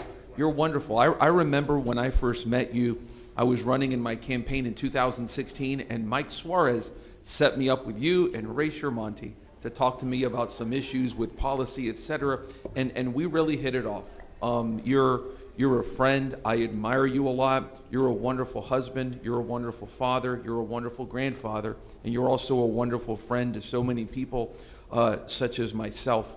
I'm so glad that Councilman Miranda did this because of your connection, Tony, and your family's connection to Tampa in the 20th century and the 21st century. Your father, Tony Garcia, was obviously the head of the USO for 40 years. He was Mr. USO. It knew and entertained people ranging from Shirley Temple to Bob Hope to the great Jimmy Stewart, a great patriot. I know you're so proud of that name, and you'll always be your father's son, and you honor his name. You really, really do. It means so much to Tampa. So just know that Tampa loves you, we love you, and I love you, my friend. God bless you. Let's go. Recognize. Thank you very much, Mr. Chairman. Tony, we hate to see you go. All these good people are leaving us, retiring. Not you're here, but again, I appreciate your friendship. You're a wonderful person. Beyond your professional work and all the dedication to this community, to our community, like you said, at Tampeño, we appreciate that. But your stories are wonderful. The stories of you and the people you've met, and your father, whom I'm sorry I never met, but the life that he lived, and all the values that he instilled in you. And Councilman Vieira really said it all of who your father was, and you are your father's son. But if he were here, he would be very proud, as he has always been proud of you. But you're such an asset to this community, and I hope the people that are watching now, that don't know you, that when they see you in the community, that they get to know you. You're also a great singer. They need to know that, because I've seen you in performance, and it's great. But you know, you're a wonderful son of this community, and we're all very, very proud of you and very, very grateful. And happy retirement, sir. Thank you. Carlson, recognize. Just wanted to thank you, like everyone else, for all that you've done over the years. You've had an incredible imprint on our city, and most of it you do quietly behind the scenes. You've been an advisor to so many people, and you hold so much important history and knowledge. Thank you for all your help and advice to me over the years, but I hope that you'll be available for all of us in the future. I don't know what you're going to do next. I left him a voicemail the other day saying I was going to make a motion and not allow him to retire, but it was a joke. But I just so appreciate everything you've done, and hope that you will be involved in some way in the future. You have so much of a gift and knowledge to give to our community, and I'm sure you'll be involved. Look forward to helping you in any way so the community can return the favor you've given to us over the years. Thank you. Citro? Thank you, Mr. Chair. Tony, most people don't know the great guy you are after work. You are an amazing man. You're a funny guy. I really enjoy hanging out with you whenever I see you. We've got so many family members leaving, and I'm sad to see you go, because whenever I needed questions answered, I went to you. I thank you for being part of the family. I thank you for working with me. I thank you for working with the city of Tampa. But I look forward to sharing some Cafe con Leche with you out in the public. Thank you, my friend, for all your years of dedication. Thank you, Mr. Chairman. Tony, like Joe said, the good news on you is, and I'm not going to get choked up with you because I know where to find you. One of 3 coffee shops that I can think of off the top of my head, and I will come hunt you down for advice. I did want to say something about the Planning Commission as well, and Melissa, I appreciate you and David are there today. And I was thinking about, Melissa, some of your predecessors, including Ray Shermonte, who was mentioned earlier. I got a glimpse of Bob Hunter the other night, and I just want to give a shout out, Tony. You've given pretty much your whole professional career to the Planning Commission, and I think that's a really important organization that doesn't get enough credit. Serving Hillsborough County, Temple Terrace, the city of Tampa, and Plant City, and making sure we all head in the right direction. But Tony, you've been a big part of that over the years, and I appreciate your public service, your professionalism, and your personal friendship. Thank you. Well, Tony, congratulations. You hit that milestone. I tell people you always know when it's time, you know, and heard a lot of great things from a lot of great people in this diocese about you.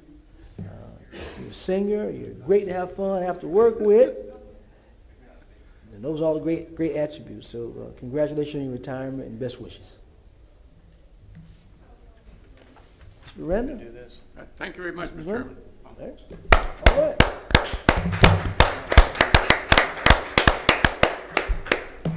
All right, gentlemen, it's now 10:30, as you can see. We'll go straight to public comment. To public comment.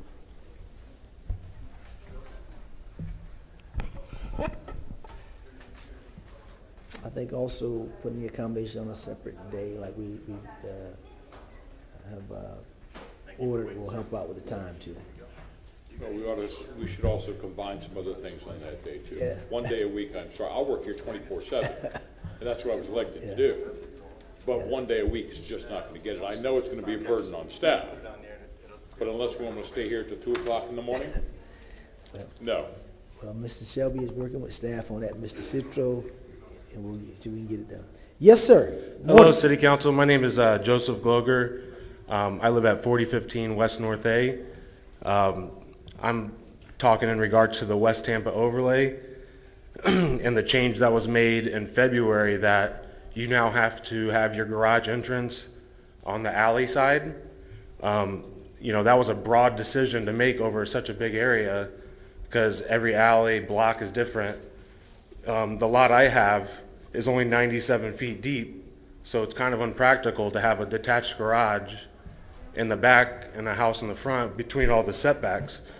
It's a huge safety issue for me because I'm a City of Tampa firefighter and I'm gone 24 hours at a time. So my wife is going to now have to come through this 10-foot narrow alley. You know, we're looking to get a Tahoe because we're a growing family.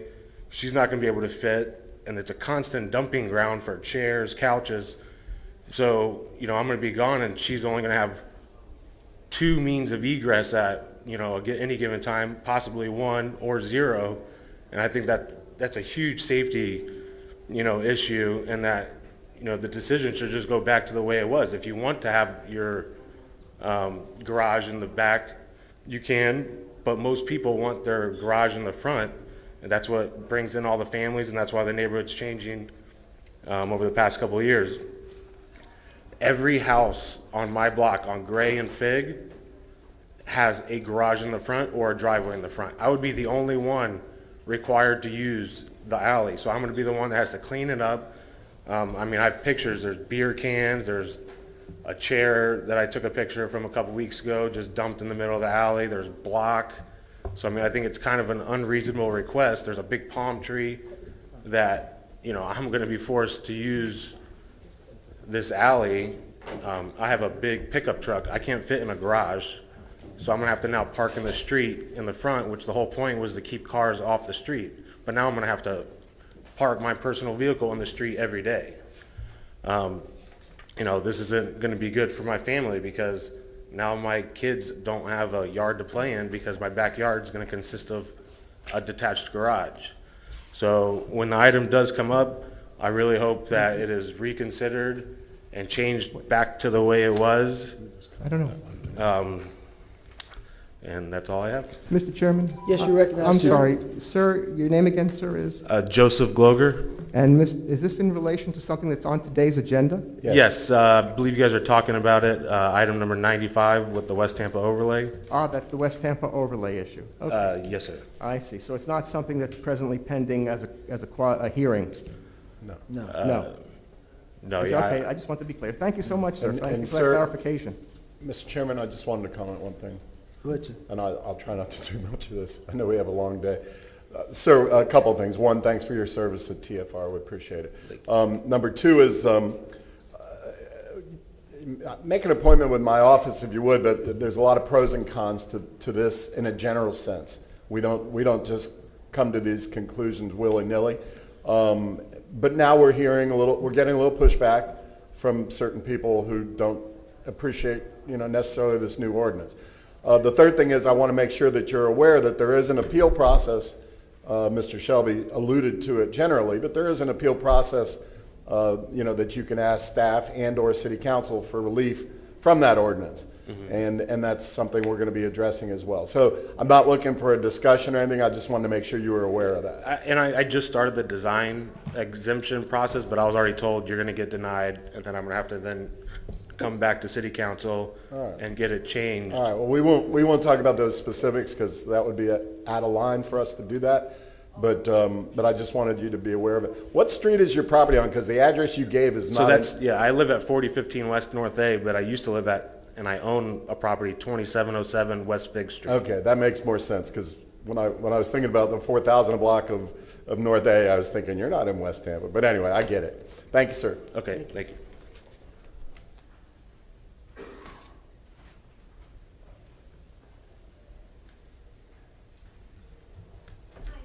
How many do we have for public comment?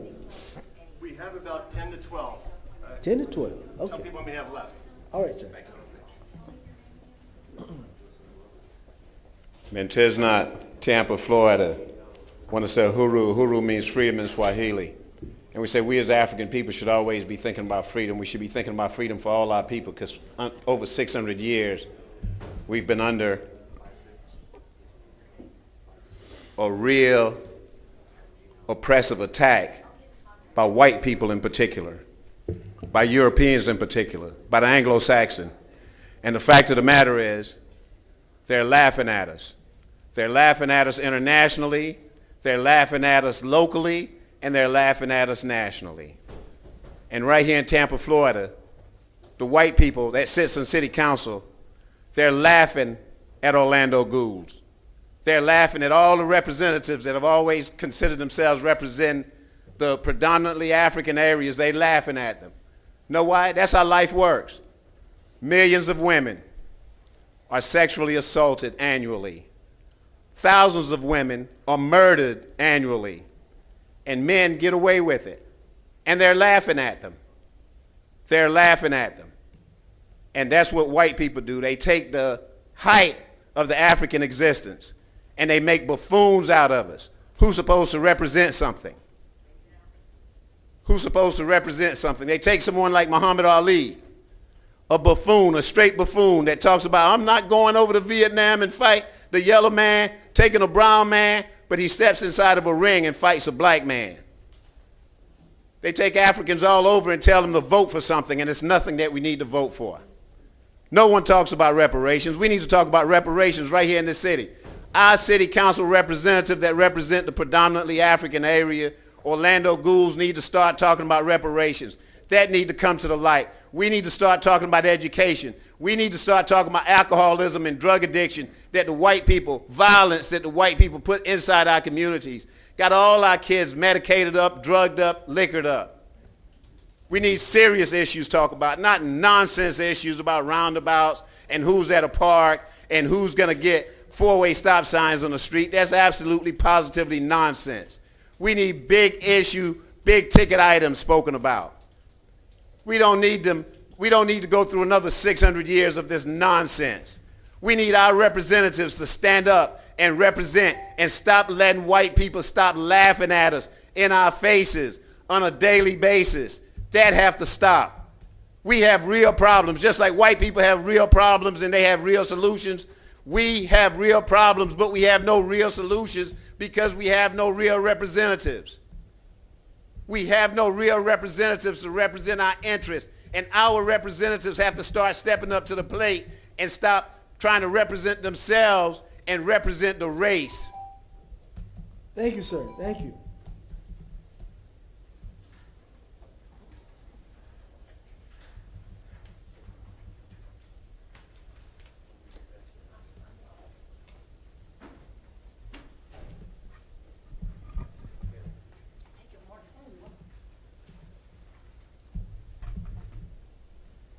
All right. Good morning, gentlemen.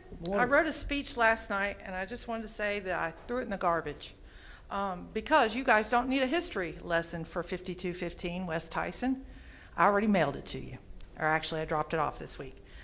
I want to be 100% transparent and say I didn't contact the media about this property until this week in hope that we would see some movement Excuse me, I'm forward. sorry. Yes, sir. Ms. Yes, ma'am. Pointer, Martin Shelby, City Council Attorney, I'm sorry to interrupt.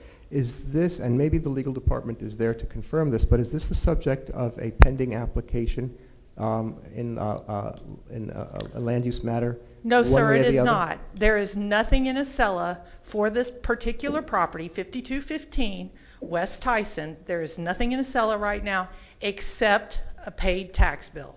And is there anything, to your knowledge, or maybe legal can chime in on this with regard to a fludra, anything outside of the rezoning process, an appeal process, or review process pending in this particular parcel, to your knowledge? There may be at some point, but you know, the bottom line is any property in the city of Tampa could be under fludra in the next whatever. I could be under fludra for any of the properties I own tomorrow. Okay, well, thank you. Thank you for that. Thank you. Thank you, Mr. Chairman. Go ahead. Continue, please. I didn't contact the media about this property until this week and hoped that we'd see movement forward on the part of the administration to address the issue. $14.1 million is a lot of money. But in the big picture of the city's budget, it is a pittance. I see Ms. Wells online, and I wonder if there was, are you just, were you trying to catch the attention of the chair, Ms. Wells, or not? I'm sorry. Thank you, Mr. Shelton. Yes, as this relates to pending litigation, we would ask that it not be discussed. When you say not be discussed, does that mean not be discussed by city council? Yeah. Point of order. Yes. Okay. This is public comment.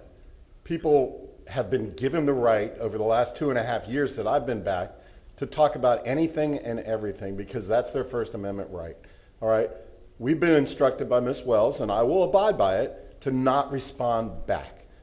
But Ms. Stephanie Pointer, she knows what's going on. She understands what, you know, what ex parte is and quasi-judicial and all of that. Okay, she understands what's going on, and she's here to talk about the potential acquisition or the potential moving of the chlorine plant, which is item 97, okay, on our agenda.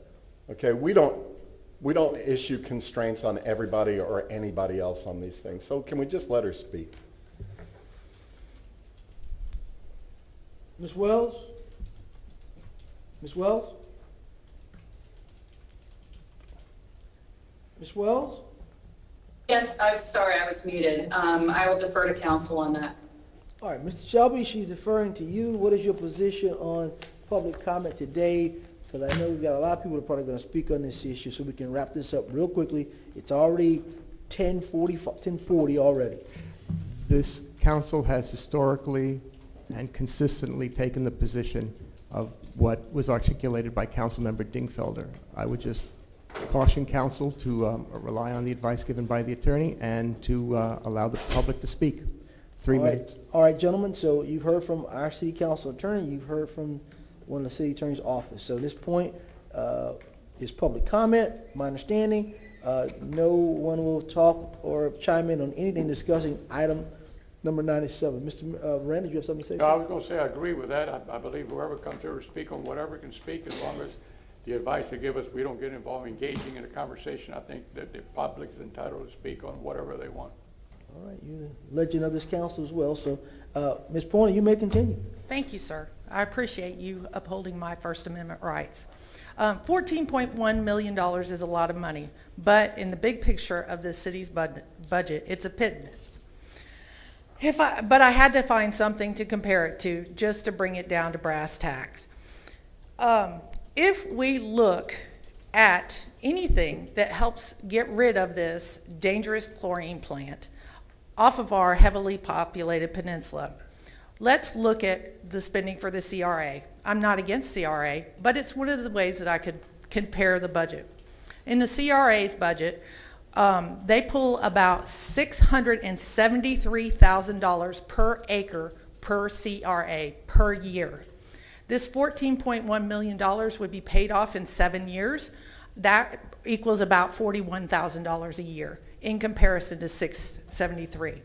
You are also welcome to redirect the $7.1 million that was put in this year's budget on page 861 for the Tyson connection. We're not really interested in having it. We'd rather have what we've got offered to us now. I apologize to the public that they may not know what's going on with 5125 West Tyson. Rattlesnake Point, it has been on Rattlesnake Point since 1998. Luckily, we haven't had any accidents since 2003. Well, in the last 5 years or so, the city has approved over 1 million square footage of residential space. Now, a developer is hoping to buy this plant and move it away so that folks who are living less than a football field away from there, including the Marina District, will be safe. Graniteville, South Carolina, in 2005, a textile mill, 10 people died who were a football field and a half away from a chlorine spill on the CSX lines. A developer has attempted to purchase this land to build apartments on it, but is offering for a land swap for waterfront deal. They have proposed a 2-mile waterfront trail, retail, and all of the things that we've asked for at Stopover Building SOG for the last couple years. I'm not in love with apartments or more density, but even worse, I am not in love with the city cutting all the ropes of the safety net since 2006. I'd like to point out that in 2016, there was a privately initiated text amendment, which you should do away with today, that took away the final ropes that left safety in place for this particular formula. The city has allowed, and I'm not saying that everybody is sitting at city council and everybody who's sitting in office right now is responsible, but the city over time went from this is a problem to there's no even talking about it. Have a good day. Thank you.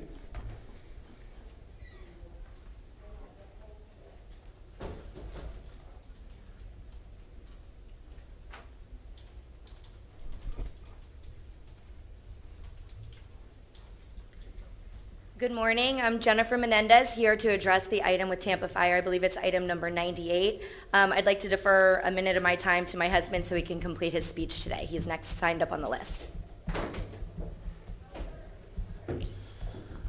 Good morning. My name is Captain Joe Menendez, and I'm here to share my story. To start with, I would like to read a quote from Chief Tripp on my evaluation that she completed on me on 10/3/2021. Captain Joseph Menendez continues to strive for success as a captain for Tampa Fire Rescue. Captain Menendez has been a valuable asset during his light duty status, with assistance of obtaining multiple grants for the department. But then, a couple weeks later, I was given my 2 weeks notice without warning. During my 18 years, I served in various positions at Tampa Fire. I have given my heart and soul to this department. I was injured on the job back in 2015. The narrative that I have been on light duty since then is absolutely false. I was treated by doctors and then released me back to full duty. Unfortunately, my injury was re-aggravated over time and the treatment stopped working. I was notified by the doctors that my career was done. I immediately turned in my papers to retire line of duty in the beginning of January 2021. I was told by the pension board that it would take 12 to 18 months and that there had only been one person who had ever completed the process in less time. I was not bothered by this because our occupational nurse had the understanding that if you were in this process, the chief would grant the 2-3 months extensions. However, this was clearly not the case. For the first time in the history of Tampa Fire, the chief, without explanation, is terminating injured firefighters hurt protecting her city. I haven't seen one person ask her why she is doing this. It appears she has no justification. Her new approach came out of nowhere and even caught the pension board off guard. However, none of these individuals are the ones who have no income right now. None of them have a $1,600 a month health care bill. Only my family does. Our fire chief has always talked about transparency when she took control. Yet why is she not being transparent about why she is terminating injured firefighters from the department? Why did all the firefighters before me get preferential treatment? Why am I different? The hardest part about all this has been receiving support from people on the department who are scared to death to speak out. Chief Tripp smiles, waves, shakes hands, and assumes she has the support of her department, but I can tell you that morale is down and her firefighters see her true character. The point is this entire system is flawed and the only one suffering is the firefighters hurt in the line of duty. My life revolved around my shift days, and that was okay because I love this job. I love my crew, my department, and I was proud to work here. Now, I'm ashamed. I'm ashamed at the stance our leadership has taken. It isn't about me anymore. It's about the people behind me who are going to be next. Do you understand the precedence that is being set here? Do you really think any smart firefighter is going to put themselves in dangerous situations if they know the chief doesn't have their back? I know I would have to think twice. Do you understand how many of your firefighters are looking to get out early because of the mandatory overtime, trauma, and lack of support is killing them? Do you know the impact it has on them when they now see that they aren't protected if they get hurt? So many things you said during the last council meeting were ambiguous in general. You didn't want to answer the true question. Why are you changing what other chiefs have always done? Why are you punishing your firefighters who get hurt and not protecting them? Does it make you feel good to know that you are ruining families, changing children's lives, and losing the respect to your department? When they look you in the eyes and shake your hand, they aren't doing it to be respectful, but rather because they are supposed to. This could all have been fixed. All you had to do was say, I'm sorry, I didn't realize the process is so slow, and I wouldn't allow that to impact my firefighters who risked their lives for my city. Chief Tripp, you could have changed it and then been the person who fought for change, but instead you turned your back on me, my family, and other firefighters. You should have never let your pride get in the way. You should have just fixed it. If you took a stand for your department, you just might still have their respect. Thank you. Thank you.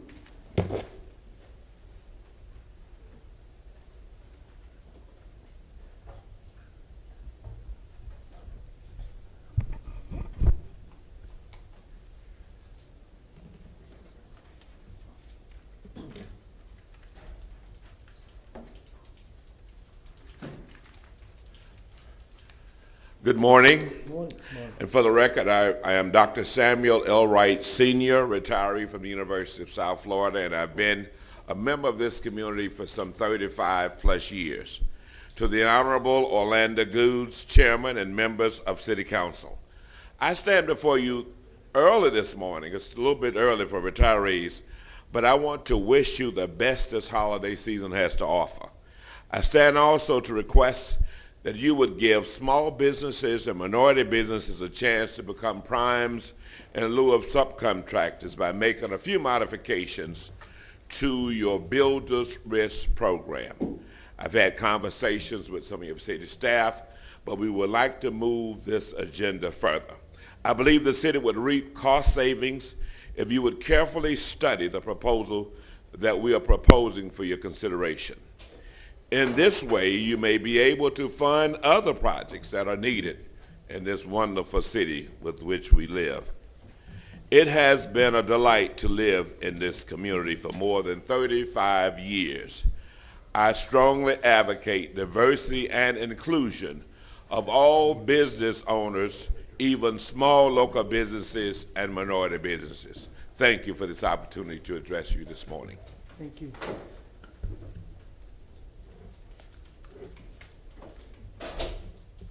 Gentlemen, for the record, I've met with Dr. Wright and his groups and some others who had concerns about the subject matter he's talking about, and I'm prepared to make a motion at the new business today in reference to that subject item.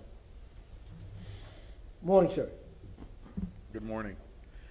My name is Jonathan Graham, and I normally don't come to these kinds of things, but I think that City Council, along with the residents in Tampa and business owners in Tampa, have sort of been bamboozled in something.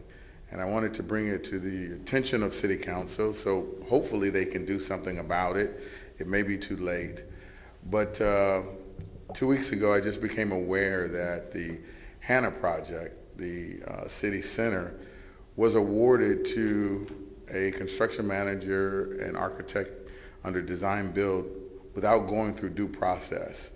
$100 million project was handed over to DPR, and there was no RFQ for it, no request for proposal.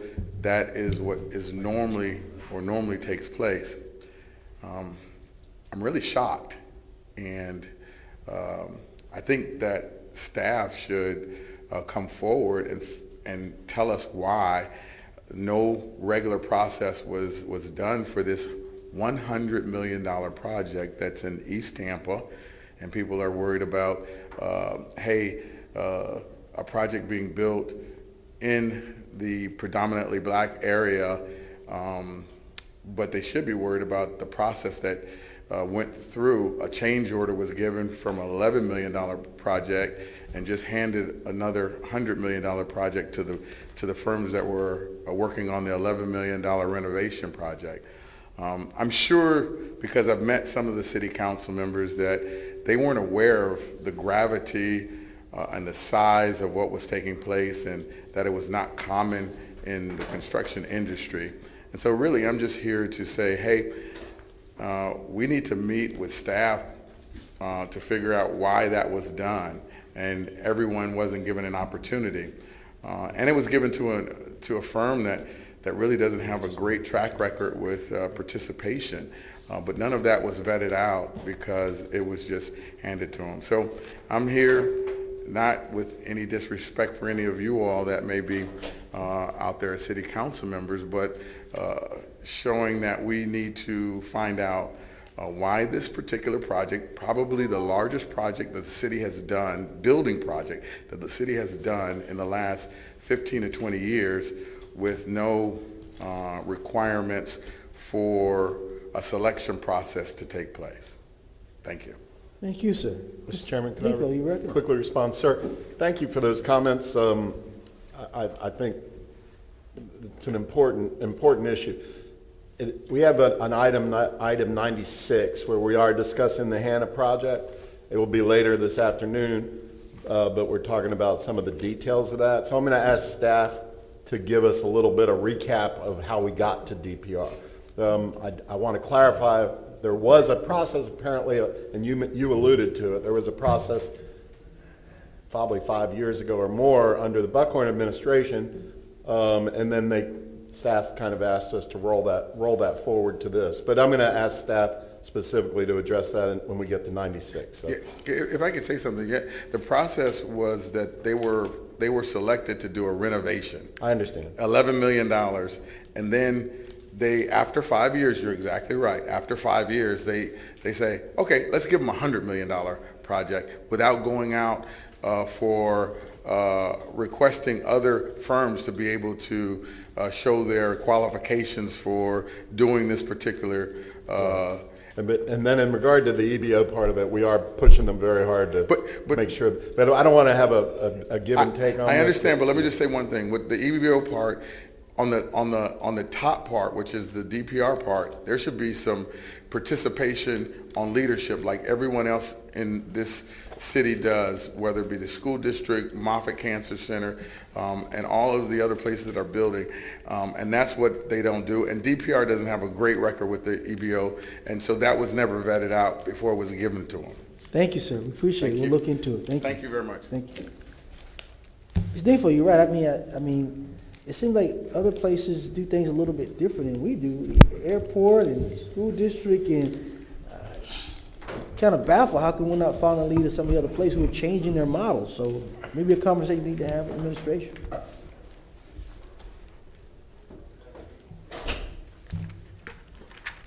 Okay. Hello. I am Sovereign Despot Johnny Bernard Booth. My name is Yuhewahe Yahweh Yahim Siam. Okay.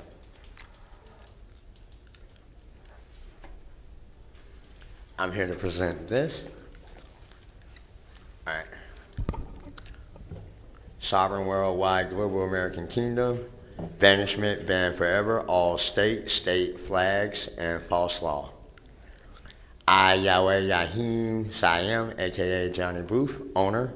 I have found state and everyone with and for state guilty, for they have actively every single day since 2012 committing acts to overthrow freedom, sovereignty, and the real, true, living, only actual government. Blue campaign, blue star, blue notice. They have been running a slavery domestic terrorist regime. They have been found trafficking Federal Reserve notes, IOU notes, slavery tickets, and planned and have committed genocide in order to steal inheritance and to keep a free people in debt to where The false contract agreement, none seems to be able to recall agreeing to any form to be a commercial employee, aka slave, also guilty for ordering the genocide for all first responders and all law enforcement, federal, army, women, and children. You are hereby demanded ordered to apprehend, take into custody, hostile intentions are founded. Johnny's true law, Johnny Law. YS. Thank you. Thank you, sir.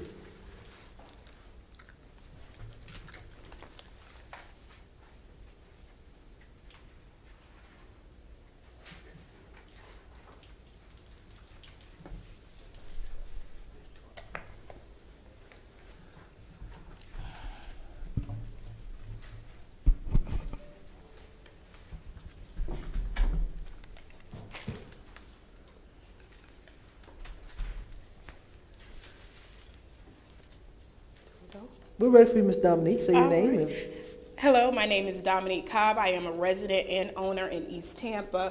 I am here today for item number 77. I know it's not time, but I would like to give my public comment due to time constraints. I would like for City Council to help provide us with better services in our area. East Tampa is severely underserved by each area of services, but one in particular is the trash removal and also recycling. For the 4 past agenda items, this item 77 has been moved around. Particularly for East Tampa, it has been promised to us that we would receive lower rates for trash removal, especially for big ticket items. What has been happening is that there has been so much illegal dumping in our area. It's now being forced upon residents to clear that area. To help mitigate that, we need more help from the city, and also asking that this agenda item not be pushed back because time is of the essence. We have more people moving into the city, and we want to keep it as clean as possible. And if you notice, East Tampa is a higher area of dumping, so I ask that City Council help move this item along quickly so we can keep our city as beautiful as possible, and also provide services to the residents who've been paying their taxes here. Thank you. thank you.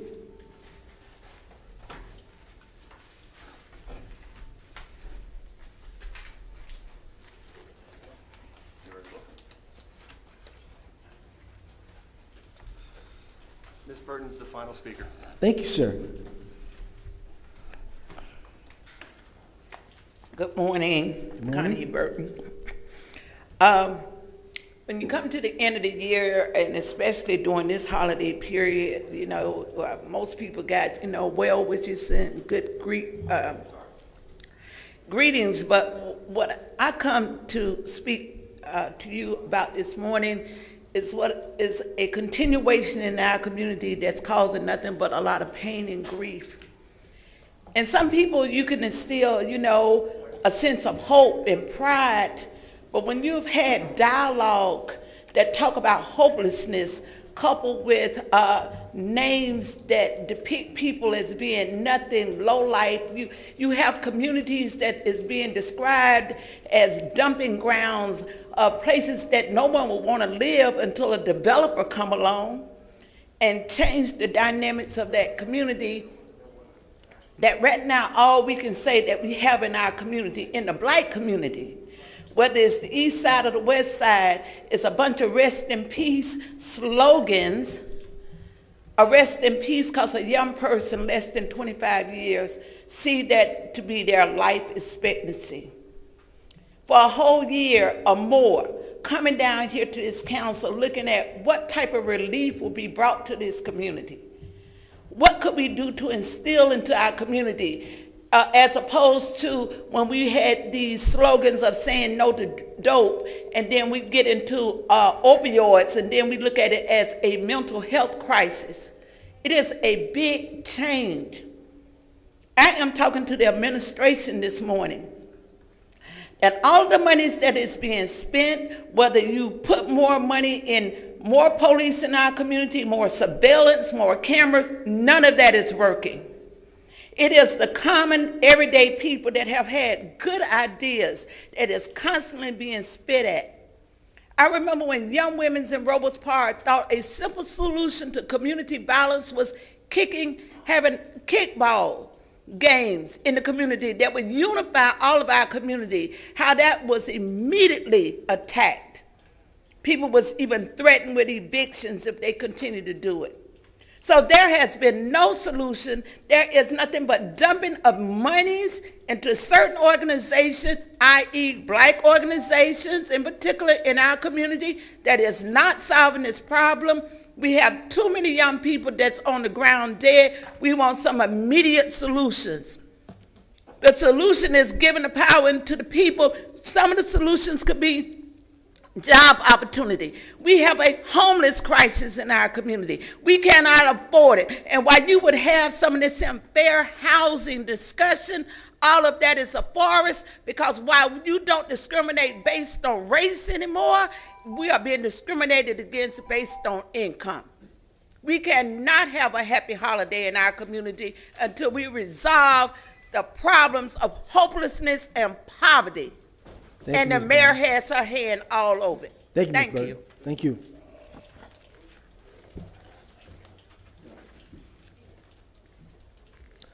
All right, he said that was the last speaker. We have anybody registered? How many do we have registered?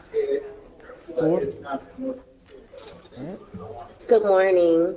The first speaker is going to be Carol Ann Bennett. Carol, if you're on the line, please unmute yourself, and you have 3 minutes to speak.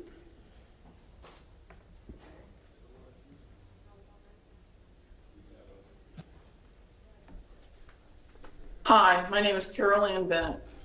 Privately initiated amendments are used to custom tailor the code in order to increase someone's personal profits. This is item number 5 in a nutshell. Rattlesnake Point is the perfect example of why you need to get rid of them.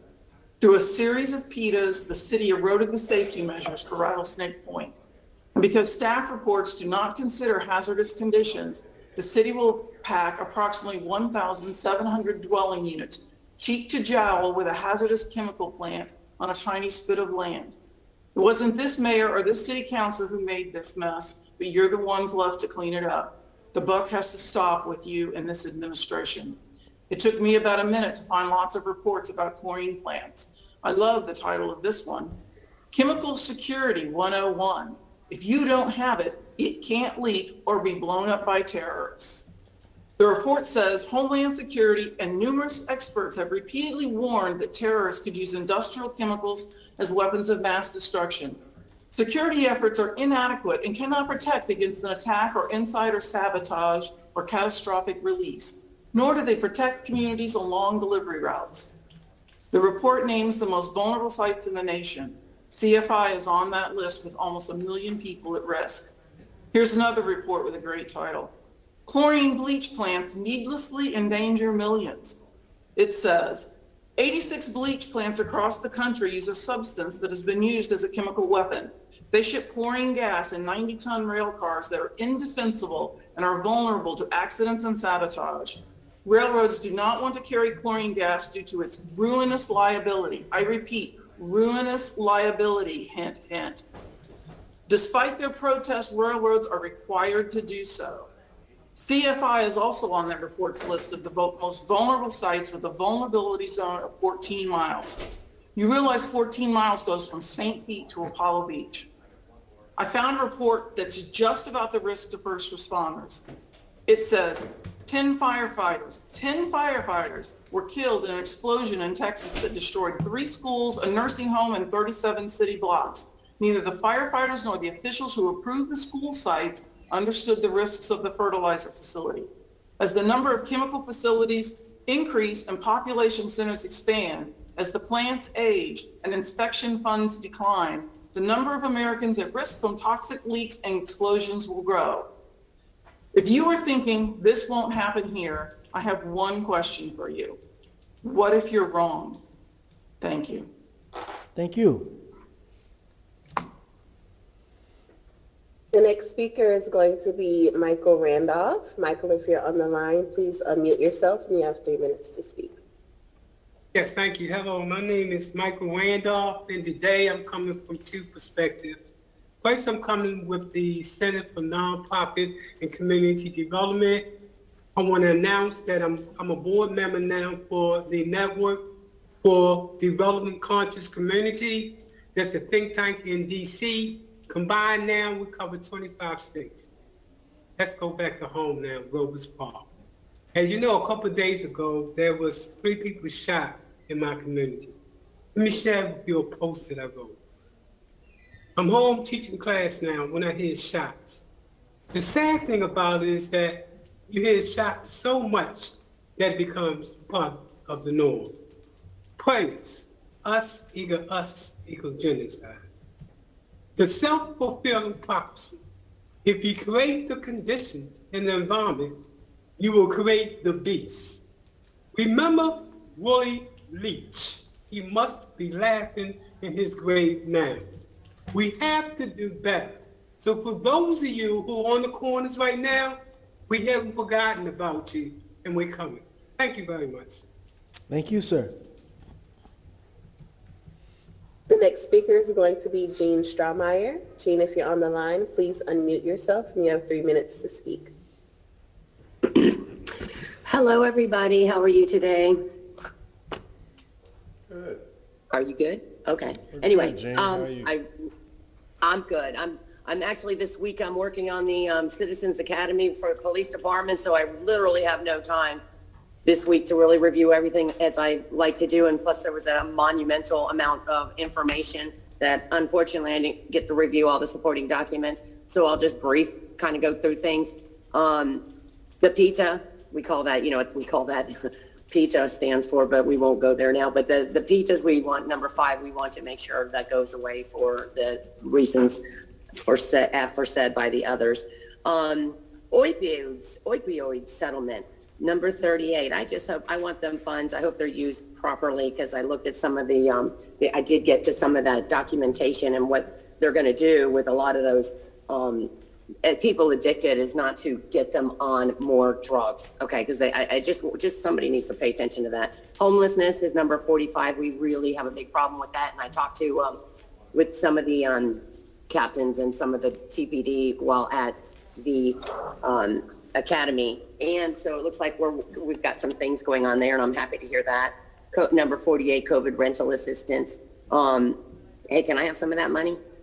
I had COVID, then I survived. So anyway, just for whatever. SOG, let's see, we've got numbers 92 and 93. I don't know what happened to those because I missed that this morning. Number 97, chlorine plant. Oh yes, that's a biggie. That it's at 5125 West Tyson is the address on that. And, as they have said, that is dangerous. We brought this up probably 2 years ago, or at least a year ago, that the dangers of the chlorine plant. You can't build a wall high enough to stop chlorine. I saw one of the reports from, I guess it was 2016 when it was inconsistent. And certain people that were there at the time knew it was inconsistent, and then, like they said, the PETA has eroded that, the safety measures. Gosh, sorry, I got another meeting going on, and it's just started. So let's see, downtown parking, I'm not sure, I didn't get to read that. 78 is sod. I don't know why we're paying so much for sod when we should actually have Florida growth, and as far as our how pretty things look, we need to use plants that are Florida specific. 99, it looked like there was something about one water. Is that another catchphrase for pure toilet to tap? I don't know. I didn't get to review it. And I think that's it. I can't really go anywhere else. If there's a, numbers, that was a quasi judicial. I won't go into that one, number 68. Anyway, well, I guess that's it. I hope y'all have a great day. God bless y'all. Have a Merry Christmas.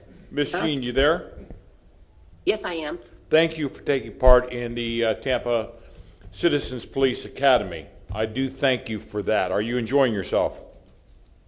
I am. We had the first night, and then, I did the firefighter academy. Now, that was some crazy stuff, but it was a lot of fun, and you really get an appreciation. So I can't wait for Saturday. I guess I get to drive around and do some crazy stuff. I don't know, but I'm looking forward to it. It's going to be fun. Now, you do realize that each student there can be voluntarily tased. Are you going to seek to be tased? I heard that half the people do it and half don't, but I want to taste somebody else. That's what I. Well, Like I volunteered, my daughter, and I thank you very much for being at the police academy. my daughter always says, she's like, run for city council, or a lot of people keep telling me to do that. But then my daughter, she says, she's very wise. She says, Mom, wouldn't you rather be the stick than the piñata? Thank you so thinking much. about that. Thank you so much. Yep. Thank you. Have a great day. Next speaker. The next speaker is going to be Sandra Sanchez. Sandra, if you're on the line, please unmute yourself, and you have 3 minutes to speak. Good morning, gentlemen. How are you? Morning. Morning. My name is Sandy Sanchez, and I'm president of the Armory Gardens community, the home of the Villa Brother Park. On October 7th, I came before you and asked you to help me get answers to why certain developers were getting preferential treatment from the planning department. So far, I've not heard anything, and if I were not a Tampa City Council nerd and kept up with your agenda, I wouldn't have known that there was a report ready on November 4th, and then again, it's going to be given today. So hopefully, we'll have some answers to that. But I would like to bring to your attention that on February 4th of this year, by unanimous vote, this Tampa City Council approved the revision to the West Tampa overlay unanimously. Yet you managed to give this same developer, Domain Homes, a pass on following the guidelines for the West Tampa overlay. On October 21st, the attorney for Domain Homes appeared with the petitioner and asked for a design exception. City planning told you that it was not consistent with the West Tampa overlay. One of your own members reminded you that you had voted for this West Tampa overlay, yet you overturned it. Now you have set a precedent. You voted against yourselves and for the developer. The reason was frivolous because nobody else had a garage in the back with alley access, just as the gentleman just spoke to you about. The reason is because this became an ordinance on February 4th.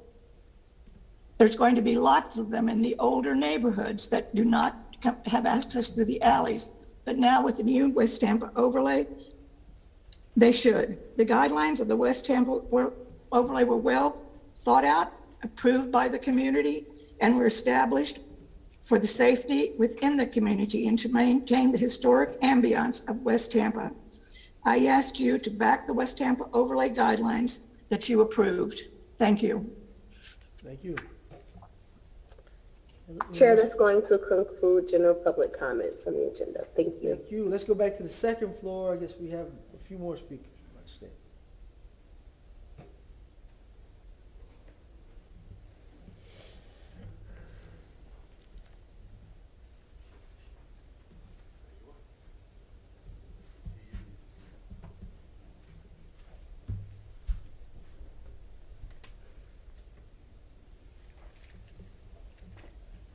Morning, sir. If you state your name, you begin speaking. Mr. Chair, Council, my name is Villard. Can you adjust your microphone, sir? There you go. Thank you. Yes, Mr. Chair, Council, my name is Villard Houston with VH Jr. and Associates, where we provide insurance broker services. We are a small business enterprise and a small local business enterprise with the city of Tampa. I'm here to speak on small business enterprise and small local business enterprise program. In 2017, we presented to the city a cost savings proposal for builder's risk insurance coverage on construction projects. It also showed support for professional services. It would allow the small business enterprise and the small local business enterprise business to become primes and not subcontractors. We look forward to sharing more information on this matter in the near future. Thank you. Thank you, sir.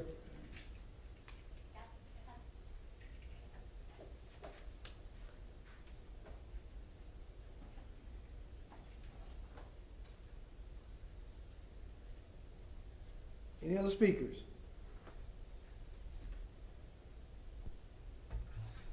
I apologize. No more speakers on the second floor. All right. We finished public comment. We'll go straight to item number 63. Mr. Chairman, would you, for the record, just ask if there's anybody who wants reconsideration of legislative matters? All right. Anyone wants to request for public reconsideration for any legislative matters? I see no one. I hear All no one. right. Thank you. Item number 63. Item number 63 is quasi-judicial, Yep. Mr. Chairman. Mr. Citro is open. Oh, Mr. Citro's moved open. Second by Mr. Vieira. All in favor? Aye. Any opposed? Motion granted. And for the record, that was a motion to open all the hearings Yes, for sir, today. always, correct. Thank you, sir. Good morning, City Council. Ryan Manassi with Development Coordination. If I could please be sworn in. Please raise your right hand. Do you swear or affirm that the testimony that you're about to give is the truth and nothing but the truth? I do, thank you.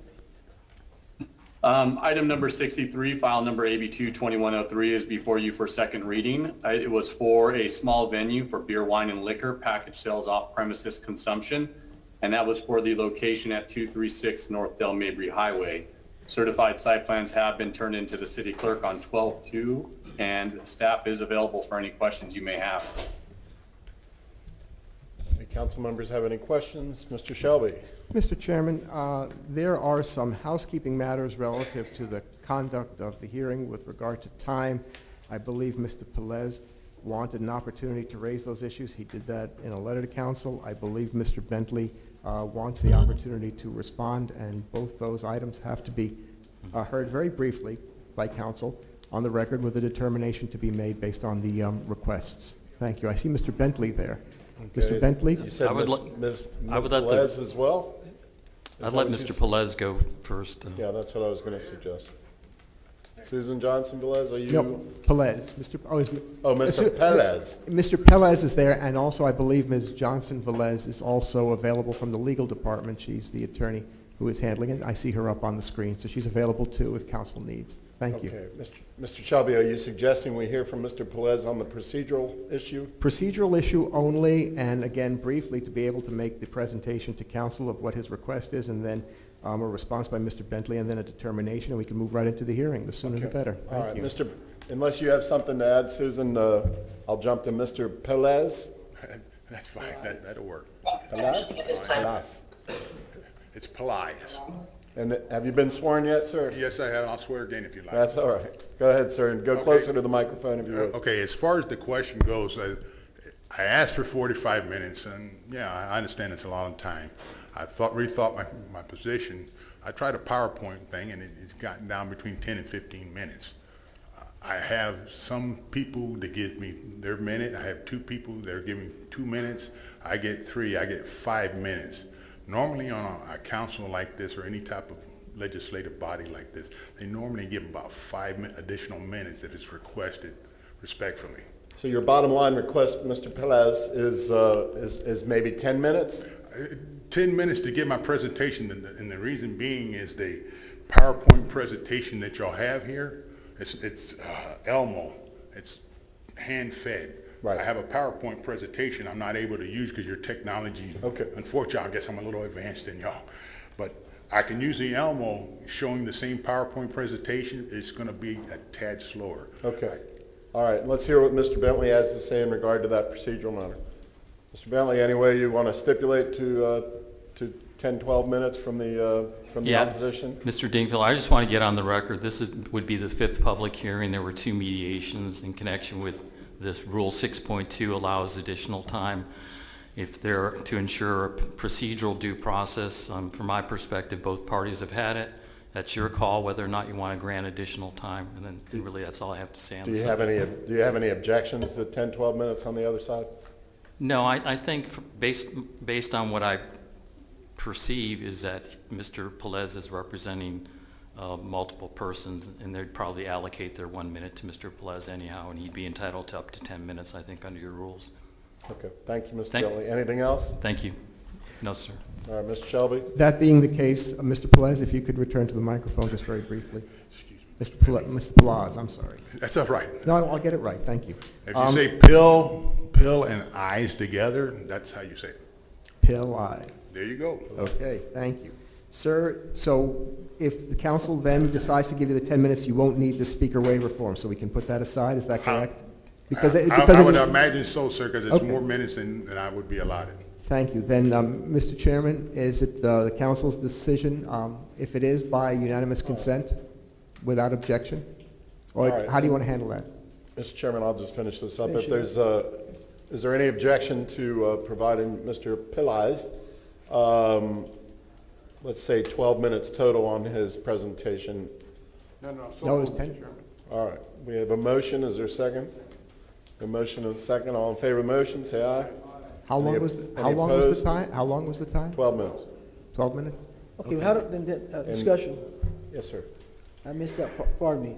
So this gentleman wants 12 additional minutes. Well, it's not additional. He's got a couple of speaker waiver forms, and he said that he has a PowerPoint, so all told, we thought as a matter of due process, we could extend the rules a little bit.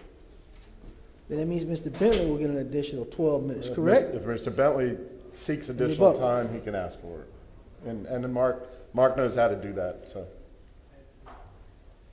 And Mr. Chairman, this being a second reading, the petitioner does have time for their presentation as they normally do, and if he wishes to reserve that for rebuttal time and shorten his presentation, that's also an opportunity that council gives if it's so, if it's the applicant's or the applicant's representative's request.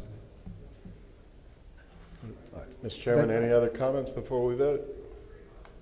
It's a bit unusual, but I think it's appropriate. Very bit unusual. I know this is a hot item, but I'm looking at the amount of time we have here, gentlemen, and I know that this is an important item, but I was out. Mr. Dingfellow, you took charge of it. That's what you want. We want to go. Take the vote, sir. Okay, all in favor, say aye. Aye. Any opposed? All right, passes unanimously. That's how we'll proceed. And Mr. Bentley, like I said, if you need additional time, feel free to ask. Thank you very much, Mr. Chairman, members of council. I don't anticipate needing additional time. Okay. Actually, I just have an abbreviated presentation. I think we've gone down this road, and I think this is the 5th hearing. We had 2 mediations in connection with this process. Just want to remind council that we're under chapter 70.51 Florida statutes, and this is a settlement process, and the settlement's predicated upon the issuance of a special use permit. That's why we're here today. The parties to the settlement are the city and my client, and the opponents are not considered a party under the statute.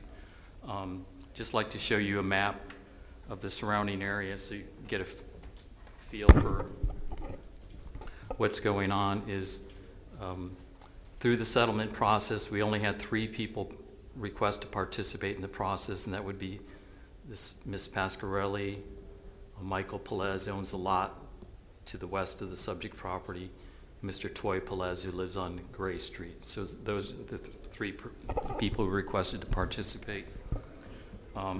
As I mentioned before, and just to emphasize, there are many uses allowed under the existing zoning code in the property zone CG that would have substantially greater impacts, including noise, smell, traffic, than our client's proposed retail store that operates with limited hours of operation. Proposed to close at 10 at night, Monday through Thursday and Sunday, and stay open until noon, midnight on Friday and Saturday. If one of these other uses were built, there'd be no controls over the hours of operation and associated impacts such as traffic, buffering, lighting, and noise. As you can see on the overhead, some of these uses as of right would be medical marijuana dispensary, microbrewery, kennel, vehicle repair, on and on and on. So I just want to make clear to council that nothing is changing here except the items sold from the existing building. The building's not changing, it's not going to be expanded, the driveway is not changing, it meets FDOT and City of Tampa requirements. The property has sufficient, actually we exceed the code requirements for parking. The parking will stay in the same driveway location, except for the new mitigation we have proposed, nothing's going to change. And the mitigation that was acceptable through the mediation process by your professional planning staff and the Office of the City Attorney includes limited hours of operation, as I mentioned, surplus parking, additional buffering, a traffic control device, and a low-impact use. Your professional planning transportation engineer, Danny Jorgensen, was rendered an opinion that's included in the record that the proposed traffic control device is the, quote, best solution, and also that the city and FDOT's distance standards meet the driveway separation requirements. It's kind of difficult for me to talk right now. There's just a lot of conversation, Mr. Chairman. If you could maybe mention that and get them. If we have staff in the on the second floor, could you please ask them to read the signs for those who are sitting in that area, please? We have a hearing going on, so everyone needs to be able to hear everyone and be courteous. Thank you. Hey, thanks a lot for doing that. Therefore, our client has met its burden of proof per your staff's report and our experts' testimony and evidence in the form of substantial competent evidence. That's all you need to support your decision under the law. This is not a battle of the evidence between the applicants and the neighbors. It's not whether or not who has more or better evidence. Our legal obligation is to satisfy your codes, which we've done. Note that section 27132 of your code, which is in the staff report, states that a waiver shall be granted, not may be granted, if it is found that after the waiver, the general standards are met. Well, your staff has made that determination, and with all due respect, the waiver should be granted, and in that case, the permit meets any and all City of Tampa requirements for a special use permit. Mr. Pelaez is a spokesman for the opposition, as you're aware, and he lives not too close to the property. Actually, on the street to the north, and just from a legal standpoint, it's doubtful whether he had legal standing actually to challenge a decision by City Council under the applicable law, as he's not uniquely affected vis-a-vis the general public. I want to talk about the daycare. The daycare is located directly north of the subject property. Daycare is not relevant under your code. We went through this. The West Shore Business District says there's no separation requirement between the sale of liquor and a daycare or other institutional use, so it's really not relevant, although it's been brought up and will be brought up again. So we shouldn't be talking about the daycare, which is a pretty substantial business in its own right compared to our clients, is in that according to child licensing, which I just checked before the hearing, it's licensed for 88 kids. By the way, Mr. Pelaez was a petitioner in 2019, and I think some members of council weren't here, but when the Yummy House restaurant, which is located directly of our client's proposed retail facility, was seeking to expand, Mr. Pelaez himself applied as a petitioner to allow a parking lot on the daycare property that would be used in connection with the Yummy House. I have the video and I have the testimony if you're interested. I'd also like to point out that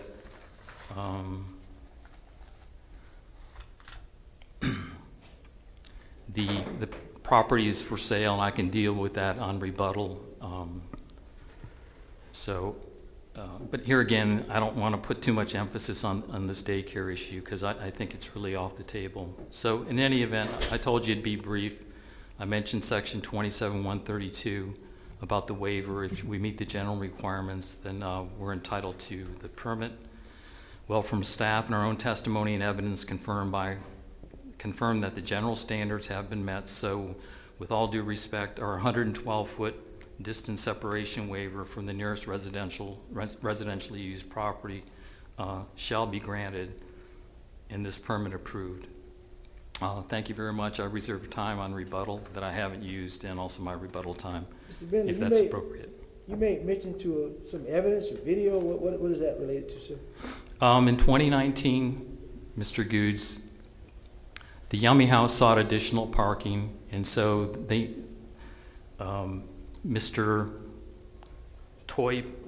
Michael Pelaez owns the daycare property. He filed a rezoning petition for PD along with Yummy House to allow for the use of the property is a parking lot. And I have the transcript, and what's kind of interesting is Mr. Pelaez said in his testimony, which I'm paraphrasing, is that a parking lot would be compatible, and actually even his brother, Toy on Gray Street, wouldn't see the subject property. And Government Access has that queued up if you wanted to see it. And then one other thing with respect to the daycare is Mr. Pelaez approached my client, and they've exchanged contracts back and forth for the sale of the daycare property for $700,000. So I have a copy of that contract. It's not signed, but they're, getting pretty close to consummating the sale on that. And here again, I really didn't want to get into the weeds on that, but it's become an issue. So I'll just leave it at that. Thank you, sir. Thank you. All right, anybody speak on the side?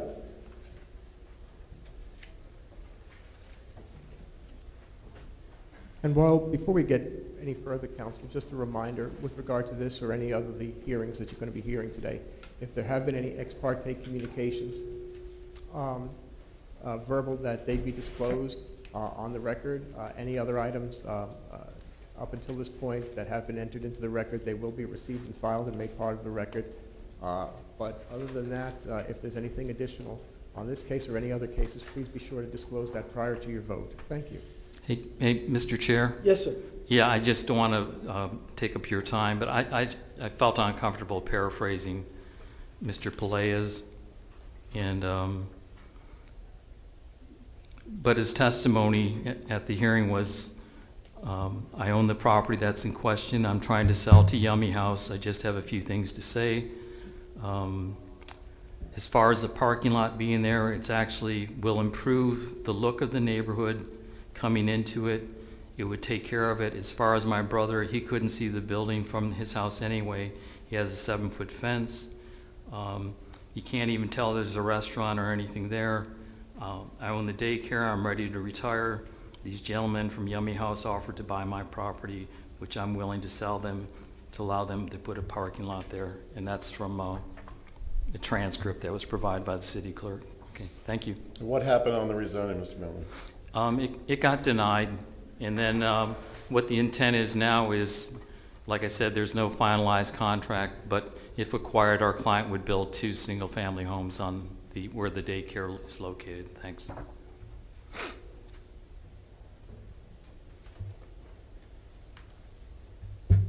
All right, you finished, Mr. Bentley? Are you finished, Mr. Bentley? Yes, sir. All right. All right. Anyone else speak on this item?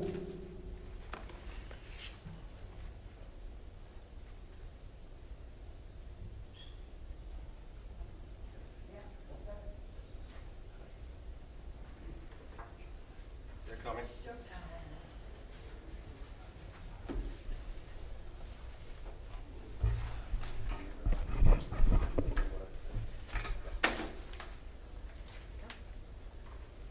Mr. Chairman, if I Yes, could just inquire of staff if there are other people who are going to speak on this item, public comment besides Mr. Pelaez. Is there a? I'm sorry.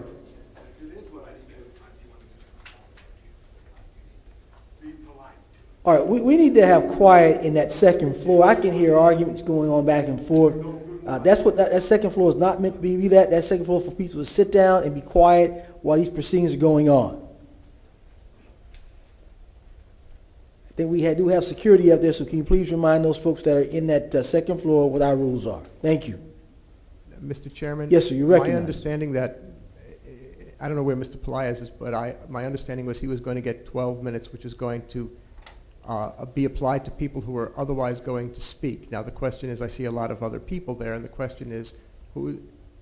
Does he have waivers for these 12, these people that they're adding to his time, or he just asked for 12 minutes himself? No. And I think Mr. it included the waivers. Include the waivers, right?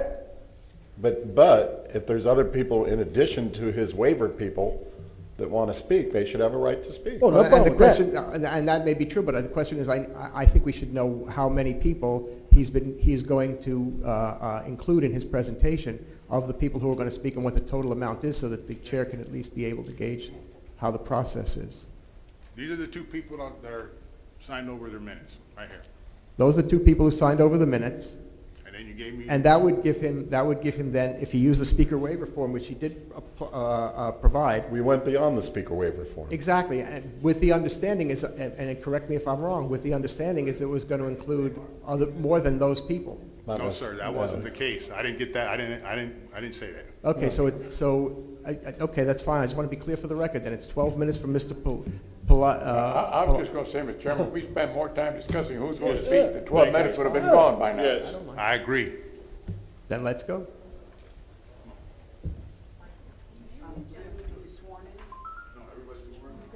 Everybody been sworn in? Yes, sir.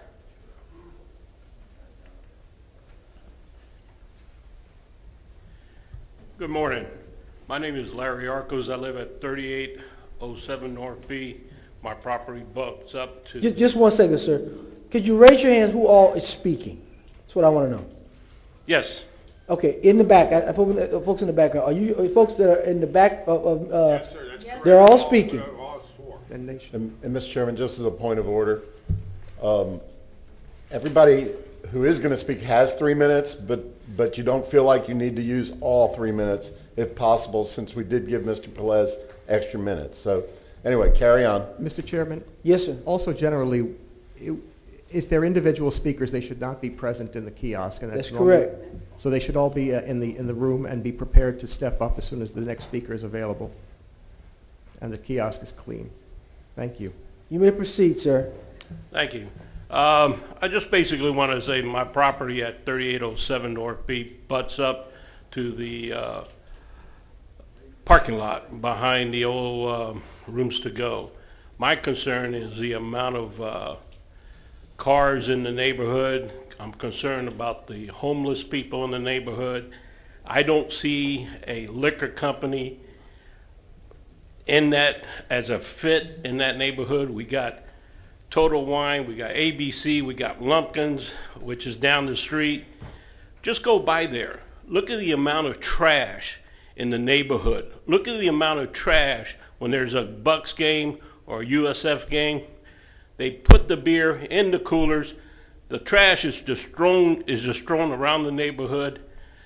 Donatello's is adjacent to my home, my family's home. We've been there since the mid-30s. It's all changed. Way too much commercial in that neighborhood. It's a great neighborhood. Like I said, I was born there. I was born in that house. But I know City Council has to do what they got to do. I just want to make that statement that if anything that can be done to help the neighbors will be deeply appreciated. Thank you. Thank you, sir.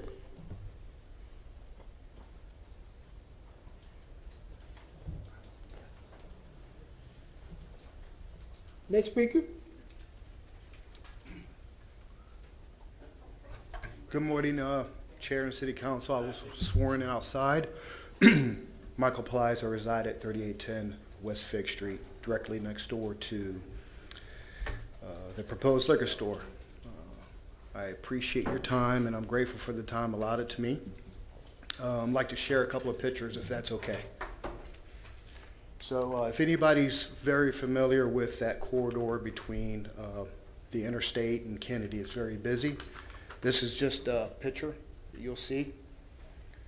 That's at all times during the day, even on the weekends. Stop traffic. This corner right here is highly active with many, many, many accidents. It's a dangerous corner. This hydrant's been knocked over, to my knowledge, at least 2 times. There's been overturned vehicles, and they've careened into the building and to the sign that's just to the right of this stop sign. Here's another picture. All hours of the day, Del Mabry, straight to interstate, all the way past here. The proposed liquor store is right here. And what I'm trying to point out is that traffic is just going to bypass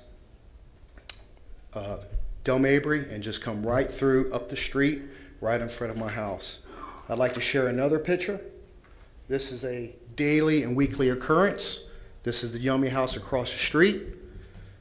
This delivery truck is parked right across where the entry is to the proposed liquor store, and a car going around it. This is practically an everyday thing. What's going to end up happening is these delivery trucks are going to just park right in front of the daycare and right in front of where I live. They park, customers park all up and along down the street in the grass every day of the week.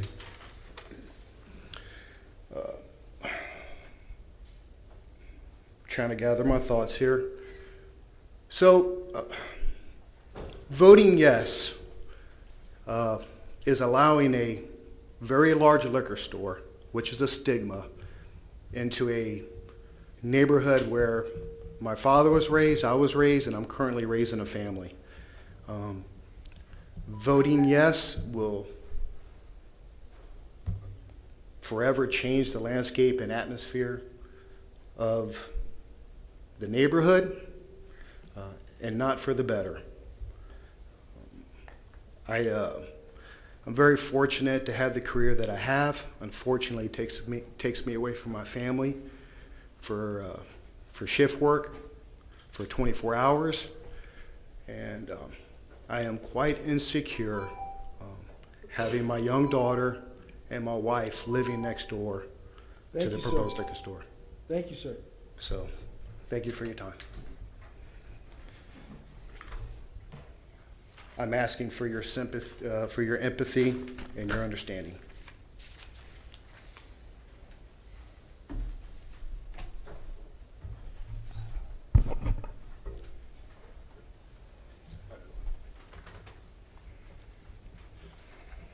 Good morning.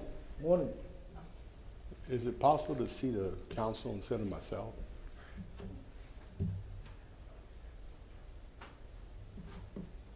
I don't think so, sir. I'm not sure of that. I can see you now. I can see you All right. now. Yeah, my name is Mike Pelias. I live at 3810 West Gray Street. And like I say, I own the daycare directly across the street from that. I hear there's a lot of questions about me selling it and not selling it and stuff like that. Back in 19, when I was trying to sell it to the Yami House, I was having a lot of medical issues, and I was pretty much ready to retire, but since I couldn't retire because the city rejected the parking lot, plus they offered a lot of money, I decided to keep it going and try to get one of my relatives or someone in the family willing to run the daycare. And Mr. The attorney for the big house, the big liquor house, said that I approached them and about selling the daycare and stuff. That's not true. Last time we were here, they approached me wanting to buy my daycare. And I told him last down in Starbucks down there that I wasn't going to sell it. I talked to the father a couple of times because he's a nice guy, and I should show respect. I just don't want to turn him off. And he said, well, we want to buy it. So I said, well, go make me an offer. So they did send me a paper, but I never signed it. I never agreed to it or anything like that. And I had found my nephew. He's going to run the daycare, and he's continued to, he's right now is working towards his credentials into running the daycare, and he's expected to take it over in June of next year. And thank you for your time. Any question you want to ask me?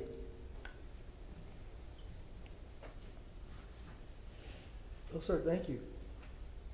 Okay.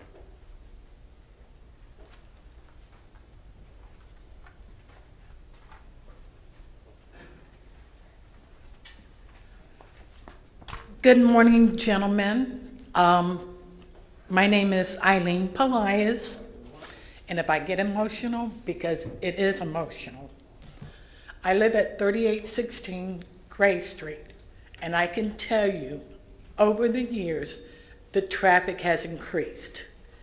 I go out to my mailbox to get my mail, and I have to watch for traffic because they're not looking. They just drive. I've seen them speed to get to the light at Gray Street. I've also seen accidents at Gray Street, accidents at Fig Street, accidents at North B and North A. And as everybody's telling you, it is bumper to bumper.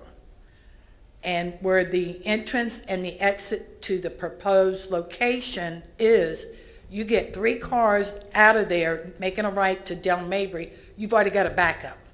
So what are people going to do? They're going to go to the left. Our streets are already damaged as it is. We have potholes, we have sinkholes. So we're dealing with this issue of the traffic. Now, I will tell you, I've lived there all my life, and it's nice to see family members or young families coming back in with children, because we had a period where it was dry, and it's very nice to see them walking down the street. However, with additional traffic and with Midtown, we've even come into more issues. So I'm not going to bring no more up about the traffic because you're going to hear it from everybody else. My other issue is the crime. In the past year, I've experienced 2 issues of intruders. One of them, I did call 911 because the gentleman broke down my neighbor's fence, my brother's fence, hit my house, hit my fence, and then proceeded to hit my brother. My brother tried to detain him. I heard yelling. I went out. I called 911 because this man literally intruded. My neighbor across the street, brave that I am, I went over and confronted someone who was trying to steal his bicycle. I told him he needed to leave. We are having more and more foot traffic through there. And if you look at the crime report, I'm sure you're going to see it as, oh, well, that's not that many calls. We're a residential area. 1 call too many is too many. And with Midtown now, and with this proposed location coming up, we're going to see more. We're going to see more of the panhandlers trying to get money so they can go in and buy their little bottles. But I also have a question for the gentleman. Looking online at his businesses throughout Dunedin and Tampa, they host wine parties on the weekends. They host wine parties at night, tasting. So what's that going to do as far as traffic and people tasting this and then getting in their cars and leaving? Mel. I'm sorry, but thank you very much. And I want to, can I say one thing? I do tell the police department, anytime I see an officer, I do thank them because they are underpaid, understaffed, and they do a great job in this city. Thank you, ma'am.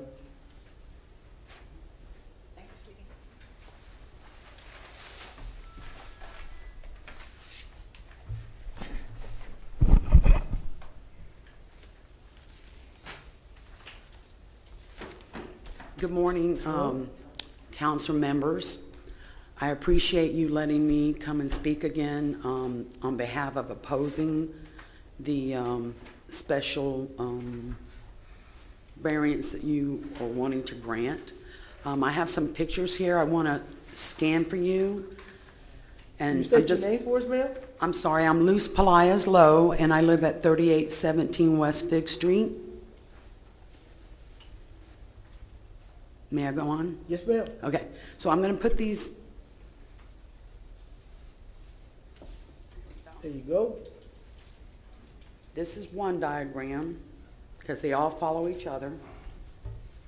This is in reference to a multi-vehicle accident that happened the day before Thanksgiving.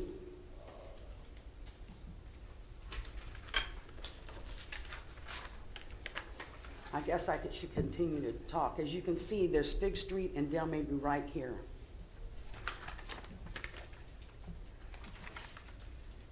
This is a general traffic taken pictured from Gray Street. As you can see, the traffic builds up. And if there's an accident, it diverts the traffic through our neighborhood, which we already have things. This is one of the accidents. I'm standing next to a sign here, and there's the truck that's blocking the highway.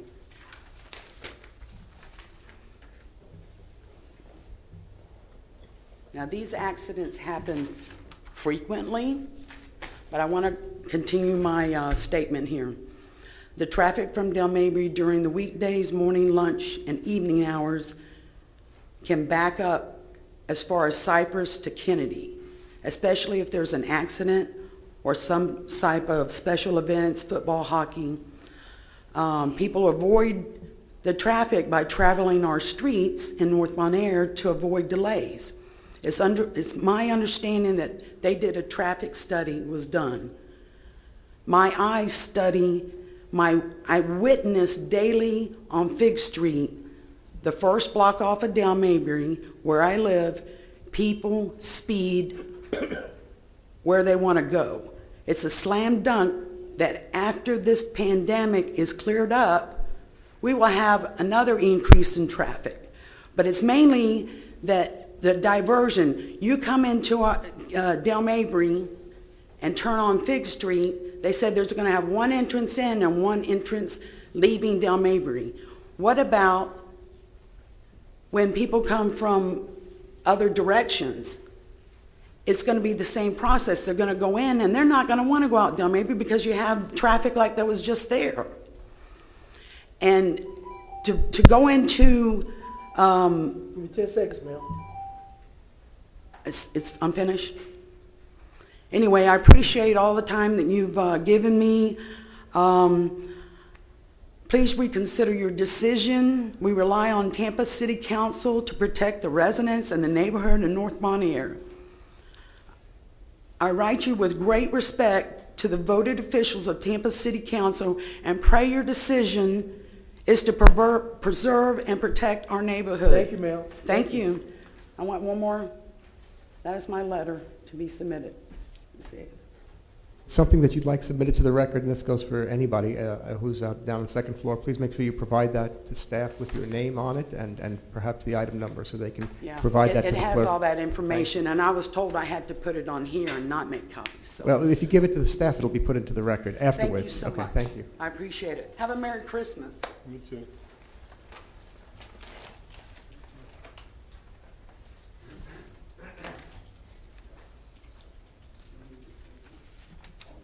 Hi, can you see me? Yes, ma'am. We can see you. State I your can't name. see you, though.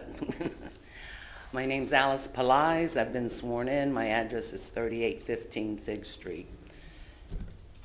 I remember in the last meeting we had, it was mentioned the reason why they're getting this variance is because they weren't into code. So I was a little confused about the attorney's statement. Anyway, the other thing, we have met many, many times, and I don't feel that we've been heard in any of the mediation. We were told this is what we're going to provide you. So we're back here talking about the same thing. I've lived on this block 65 years, my whole life. Right now, I have no intention of moving. And I'm going to bring to the table 9 years of experience working at Home Depot. I can tell you what a big box store actually does. Creates havoc, chaos, unbelievable. Total Wine. People park any way they want to park once they get in. I have questions about delivery trucks. This is their competitor. I'm sorry about that, but that's exactly what they're trying to do, is build a big box store. These trucks have a hard time getting out of this parking lot, and it's bigger than the one they have. Creates chaos. I want to know one way in, one way out. The only thing that we've been offered are these two solutions. Okay? Not going to do it. I'm not fully persuaded. This one, loading zone here. Once those trucks get in there, God forbid if they get two at one time, and you know they get daily shipments, you have no parking signs here on this, here. It just makes no sense. And here's the parking lot. They're not going to be able to turn around. And you know what? Forget about all this. I don't understand how someone can rationalize putting a liquor store on that corner. Daycare, traffic, that is not a place for a big box liquor store. You have other options. Utilize those. Give back to our community. Don't just go in here to make money. And I get it, everybody wants to make money, earn a living, live a good life. But at the expense of my neighborhood, not as long as I have voice left.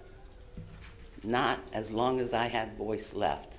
And I pray when Toy Police comes up here and talks to you and gives you a better presentation that we've not been able to do, because I work. It was very hard to put this together. Thank you, ma'am. Thank you for your comments. Thank you for your time.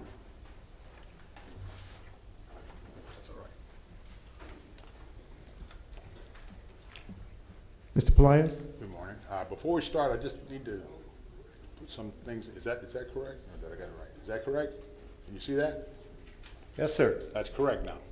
Mr. Pelaez, before we begin, it's Martin Shelby, City Council Attorney. The two people who are there, if they could just announce their names into the microphone and then switch back so we could see them. Maria Communis. James Harvin. Okay, that's included in your time, obviously. So they can sit down. They don't have to be present. All right, thank you. Thank you. Okay, gentlemen, I appreciate your time and patience. This has been a long time coming. Tried to be as patient as possible. Please forgive me. This is our North Bon Air thing. I'm not going to talk about my family, okay? I'm going to talk about the neighborhood. We have small businesses in the neighborhood too, but let me quickly go with this. This is the building in question. We also have a Midtown development that is $500 million in our neighborhood. I appreciate that. However, what I don't appreciate is all the other stuff that comes with it. As y'all have, I think, a letter from Melvin Stone. Do y'all have that, sir? Can you acknowledge that for me? Did y'all receive a Melvin Stone letter? It may be in the record, sir. I submitted it 2 days ago, sir. This here is Midtown. This is just a rendition drawing. It may or may not look like that because there's several buildings missing from that design. But we do have early morning traffic in Midtown. That's Midtown Drive. Believe it or not, all those cars are parked. Even the one that looks like it's got its lights on, that is stationary, and they're at the hotel. So a fire truck cannot get through there. Here's another issue here. This is the traffic south of Kennedy.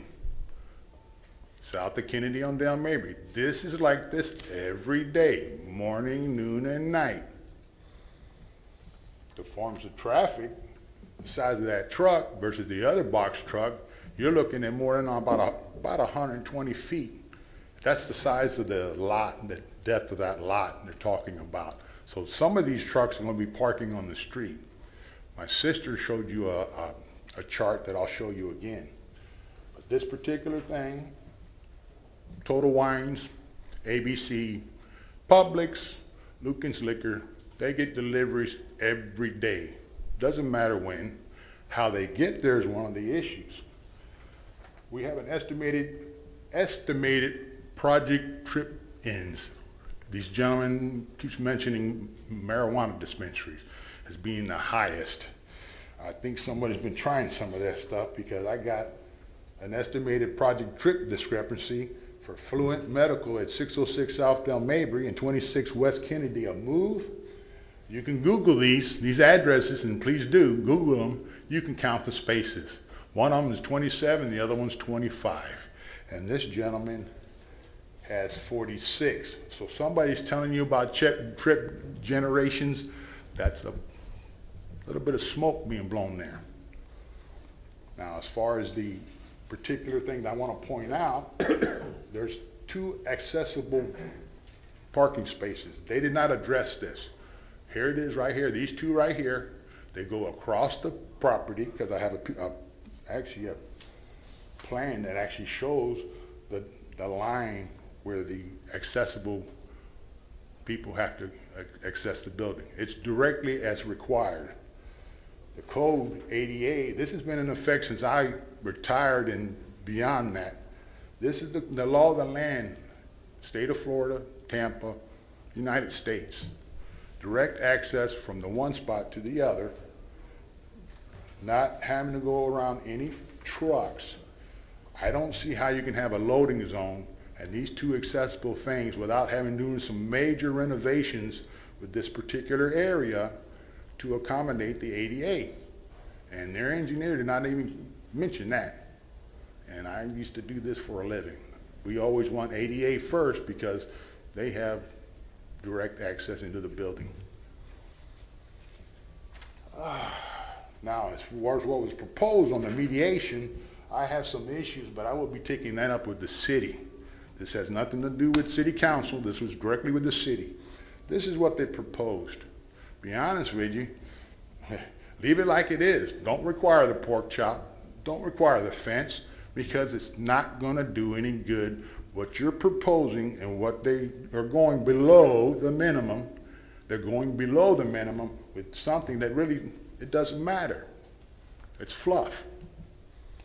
The other one was, and I think they said something about litigation. If you don't approve this, they're going to litigate, because there's 3 particular addresses here. One is theirs. One is 201 North Del Mabry. The other one's 215 South Del Mabry. That's the taco place. The 201 North Del Mabry, I think, was the chicken place. And FYI, they just went out of business Saturday. So they're closed down. So you're going to have to do another ordinance for them, because they're out of business. And we talked about the traffic and calls for service. We have the fire department responding pretty much all the time.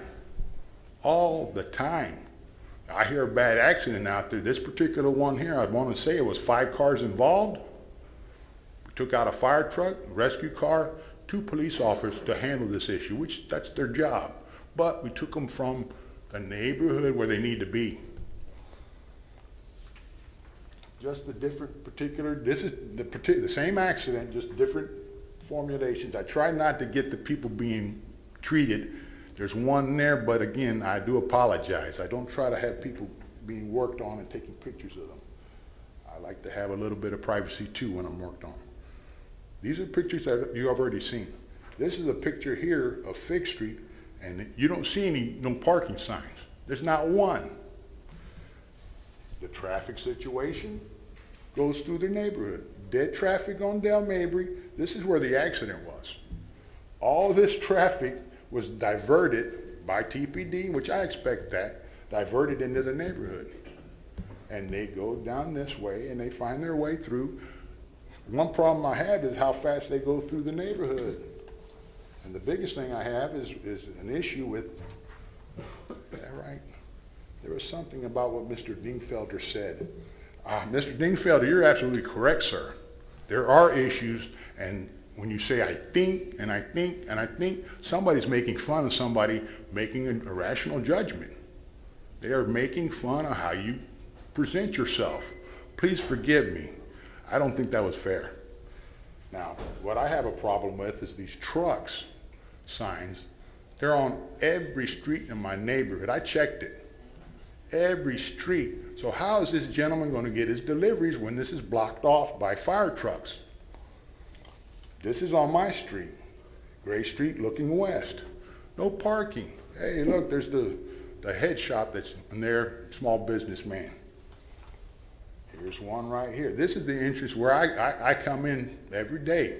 It's the light at Gray and Del Mabry. Look at the signs. There's even there's 25-mile-an-hour speeding sign. Guess what? That doesn't stop them. Church Street, coming from Kennedy, where the Five Guys is, look at this. The same thing. No trucks, 25-mile-an-hour speed limit. Talking about the back fence between Michael Pelias II and the applicant, this is the fence. This fence is 6 feet tall. Now, when it was put in, it was 6 feet tall. So the only one that has a problem with it is on this side. So have them get a shovel, hire a few people, dig it out. They don't have to mess with the fence. It's 6 feet tall. Now, if you wanted to go, the engineer says, oh, we can only go 6 feet. That is not true. I have an address here, 3809 West Gray Street, right across the street from my brother Michael's house. There's a fence that is 8 feet tall. This is between commercial property of the massage parlor, the Japanese massage parlor, and 3809 Fig Street, my neighbor across the street. Here's a perfect example. If you look at the size of this car, look at the size of the fence. This was, believe it or not, was approved by the city. They don't let you put up something unless you ask for it. Well, this gentleman had a problem because he had somebody jump over his 6-foot fence, and it cost him. And when he pulled his gun on him, that gentleman ran through his fence, broke his fence down, and that's why he has an 8-foot fence now. I myself personally had somebody jump over my fence on a Saturday, enjoying my coffee. I'm retired. I don't have the time to sit there and police the neighborhood. I have a 6-foot fence around my house. This gentleman leaped the fence, broke through my gate, struck me in the face, and we decided to, hey, it was on. And I subdued him. The police, thank God my sister called the police. They came and apprehended him and took him away like they do. I appreciate you gentlemen, I really do. You guys don't get paid enough, just like the firefighters. Now, my son was also there. He was a witness too. He is a legacy, and the legacy is he's a firefighter too. He's living at my house now because him and his wife are divorced. He witnessed this too. Now I want to get to the main part of my discussion. Hopefully I have enough time, and hopefully you'll allow me if I go over a bit. This particular chart right here is the retail liquor sales within 1.5 miles of 236 North Dale Mabry. If you look at the mileage, I didn't put any cars here. I put foot traffic and bicycle traffic, and that's what I want to talk about. We have a lot of foot traffic. I'll call them pedestrians. These pedestrians hold up different signs. One of the signs that these pedestrians hold up are all at the intersections, and I can almost predict you when, if this gentleman gets his liquor license, this sign will be right out in front on Fig and Dale Mabry. Okay, I didn't take any pictures of anybody holding signs because that is disrespectful. I didn't take any pictures of people passed out on the property. That's disrespectful. What I did take was, it's a picture of somebody's homeless shelter. This is a homeless shelter, council. A homeless shelter where somebody lives. They don't have a home. They have food insecurity. They probably are alcoholics too. Now, as far as I need you to go, it says Gago, please forgive me because I put this late at night. Go to Google, 1340 North Clearview. Look it up. It's kind of amazing because it's in the same spot that Midtown is. However, this particular one is the address I'm in question. It's called the Faith Cafe. This place does some fantastic work in my neighborhood. Thank you, sir. Can I finish, sir? I got a couple more pictures. Just a couple more. Okay? I'll go ahead and give you a couple pictures, sir. This is how you get to the Faith Cafe. Okay? Go to Clearview and Arch. There's a dead end. Follow the dead end sign. This is what I'm talking about. It's fenced off now. It has shrubberies and stuff like that. They're trying to hide it. This is right next to Midtown. Right. $500 million, and we have a business like this, and they're trying to hide it. All right. Thank you, Mr. Belias. Thank you, sir. Thank you. Please vote no. All right. Mr. Bentley? Is that everybody? That's everybody. Anybody on the phone? Anybody on the phone? Thank you, Mr. Default. I just want to cover all bases. Was that on the record? I'm sorry, that was a good question. If we could. Yes, no one's on the phone. Correct, Madam Clerk? No one is registered for this item. Okay, Mr. Chairman, may I proceed? You can proceed, sir. Yes, sir. Okay, thank you. once again appreciate your time and consideration. Concerning the comments of Mr. Pelaez, with all due respect, he is a retired fire inspector and he's really not qualified to testify concerning technical issues like land use, zoning, traffic, and crime. So just want to get that in the record. Also, I thought it was interesting that a lot of the testimony from the neighbors really didn't relate to the sale of alcohol. It was just to the issue of actually having an active business in that building. Okay, I didn't hear much about the adverse effects of selling alcohol and things like that. So, for example, Mr. Pelaez talked about the overall issues in the neighborhood, and then there was this assertion that in terms of these photographs of these large trucks, I just want to point out to council, this building is less than 10,000 square feet. These total wine facilities are in the magnitude of 30,000 square feet. The deliveries, the deliveries to our client's location, and he has several locations, are made by box trucks. So really that's not an issue at all. And you know, I know some of the council, they live in probably the South Tampa area, and when you think about it, like say the ABC Liquor on the corner of Gandy and McDill, you know, I've been going there for 30 years, and I'm sure some of you've gone there, and the only time you really see it active probably are like special events like a Bucks game or say Christmas Eve or New Year's Eve, when you actually see a lot of activity there and you might have difficulty parking. Other than that, you can just stroll in there. There's very few people in there. It's just like another retail store. So that's kind of the MO for the client's proposed store.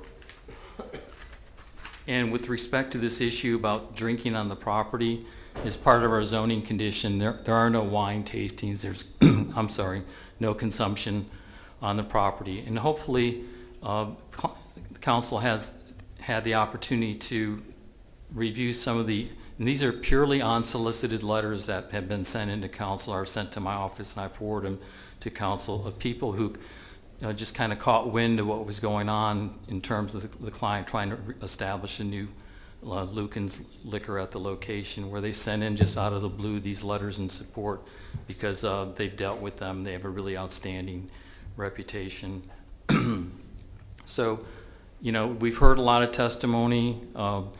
We started off with the mediations. There were 2 mediations, then we resulted in a proposed settlement that was endorsed by the special magistrate or special master, that was sent over to city council, and that's kind of where things stand. We made some modifications to the property, and here again, if another business went on to try to use the property other than this AB permit, they would not be hamstrung with any of these proposed mitigation in terms of hours of operation and things like that. You know, imagine another Village Inn or some 24/7 restaurant with dumpsters up against the property, no control over lighting, access, and things like that.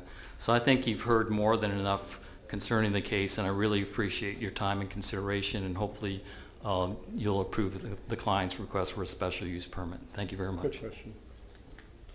Mr. Chair, quick You're question. welcome, yes, sir. Thank you. Mr. Bentley,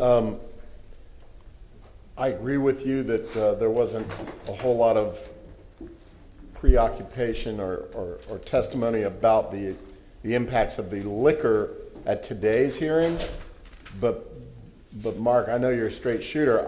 I heard a lot of testimony that I assume the testimony carries over from one hearing to the next and is cumulative, but I heard a lot of testimony in one or the other of our prior hearings about the liquor issue. I didn't ask them today because, you know, I didn't want to elongate this, but I just want to hear if you recall that there was testimony about the liquor impacts. They talked about the homeless in the area and how they were concerned about, you know, the homeless having quick access to a liquor store, you know, right there in that area, et cetera, et cetera.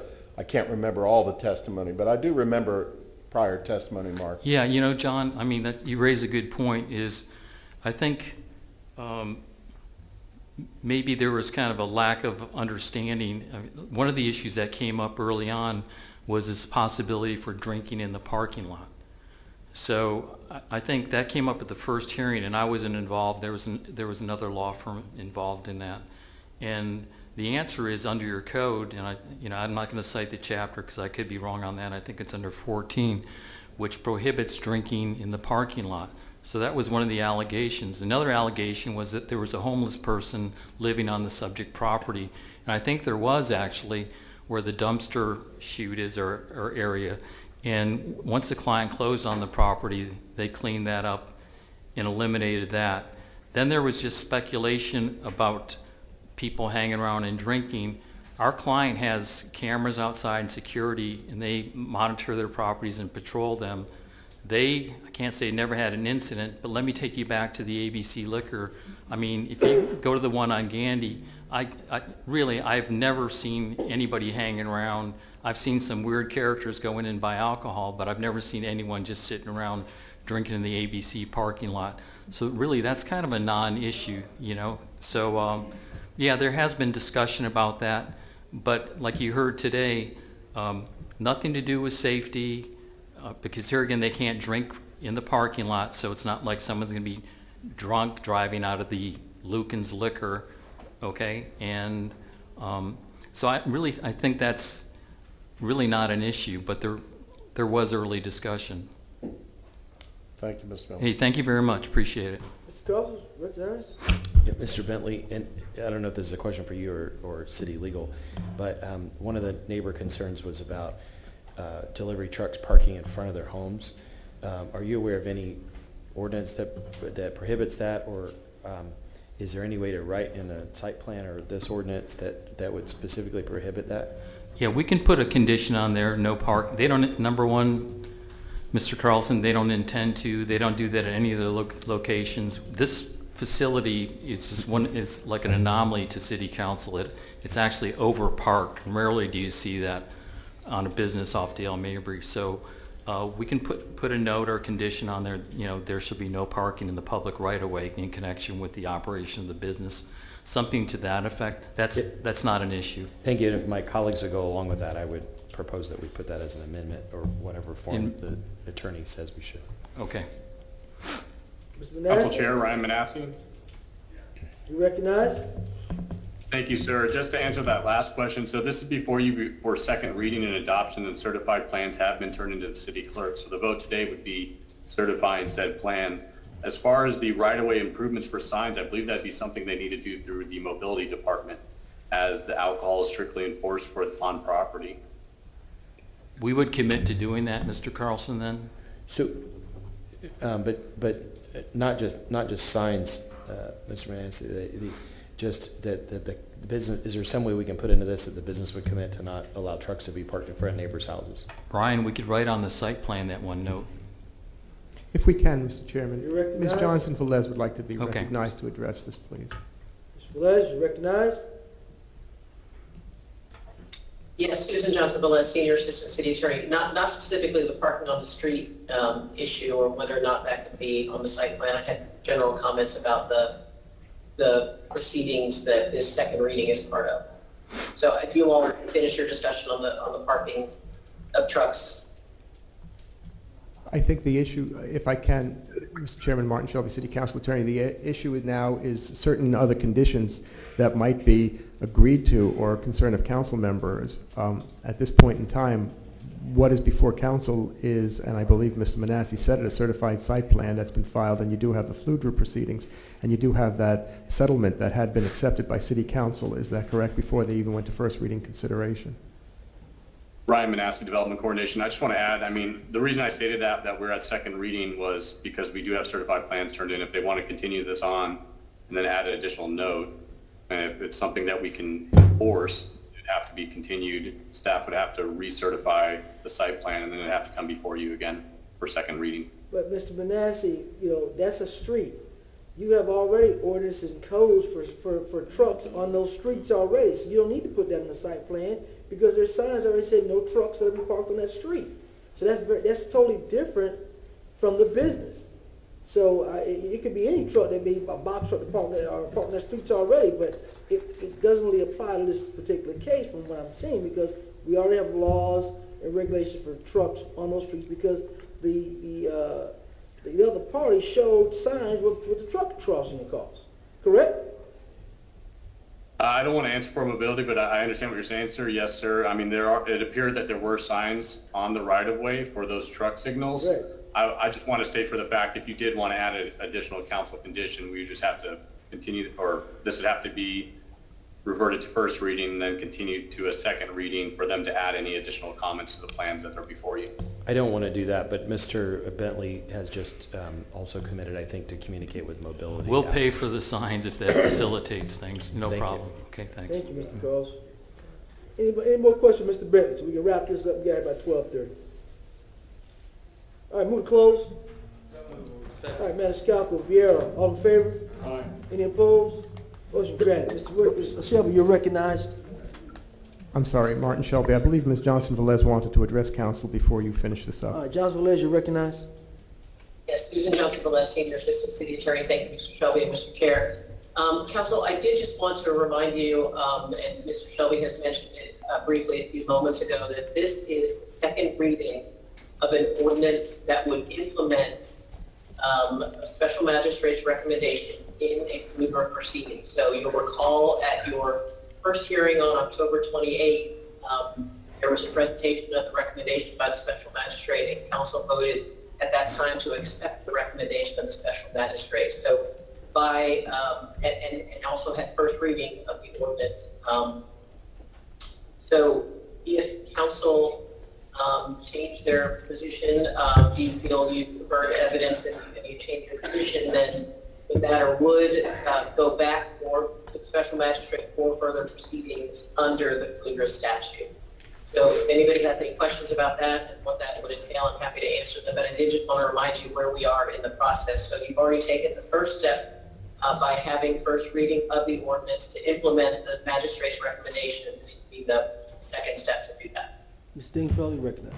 Just as a matter of procedure, Ms. Johnson-Velez, if somebody voted a certain way at the first hearing a couple of weeks ago, whenever it was, are they allowed to change their vote based upon the evidence that they heard? Council is certainly entitled to vote according to the evidence and that they have heard, including that which you have heard this morning. Thank you.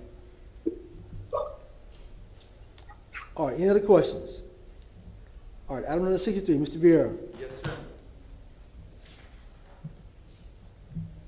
I read an ordinance being presented for second reading and adoption. Ordinance approving a special use permit S2 for alcoholic beverage sales, small venue, package sales, off-premise consumption only, and making lawful the sale of beverages, regardless of alcohol content, beer, wine, and liquor, at or from that certain lot, plot, or tract of land located at 236 North Dale Mabry Highway in the city of Tampa, Florida, more particularly described in Section 1, providing an effective date. Right, second? Second, Mr. Carlson. Roll call vote, please. Maniscalco? No. Vieira? Yes.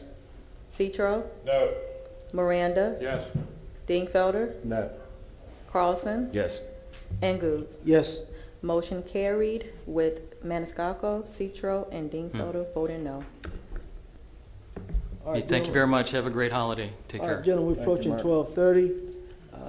Mr. Chairman, you're recognized, sir. I'm sorry, Mr. Chairman, just a reminder that CTTV is here waiting for you to be able to do your holiday greeting. That's right. You got to get that done. Yep. Yep, we're going to do that, break for lunch. Time certain for 1:30, or was it this case that was supposed to be for 1:30? No, we moved this case up early from the previous hearing. If I can, Mr. Chairman. You're recognized? Yeah, I'm sorry to interrupt, but just to answer Councilman Maniscalco's question, you have a review hearing that's set for 1:30, but it's not a time certain. You have the 10:30 hearings and the other 9:30 hearings that you haven't gotten to. So we're going to have to govern ourselves accordingly, Council. All right, gentlemen, we stand in recess, second floor for the... We don't know how long we're going to be in the I think it's on this floor, Mr. Chairman. I believe it's on this. Yeah, they're going to come in here. They It's coming here? Okay, they're coming here? Okay, all right. So what time for recess until? 2 o'clock? 2 o'clock. That's where everybody wants, 2 o'clock? All right, everybody wants their time, 2 o'clock. Stand in recess, 2 o'clock. And before, if I may, Mr. You Chair, recognize, sir. for that, I forgot what number it is, the fire issue. Since it appears this is going to be going later, I need to be out of here for something with my son at about 5:30. I don't know if I don't know if you never know. I just want to be darn sure. So I just to think about during the break or whatever, either at time certain or whatever the chair wants. Yes, sir, Mr. Vieira. All right, so we stand in recess to 2 o'clock. TCTV is coming in and take the vote. Madam Clerk, also we're... The songs we love to sing without a single stop. At the fireplace while we watch the chestnuts pop. Pop, pop, pop. There's a happy feeling, nothing in the world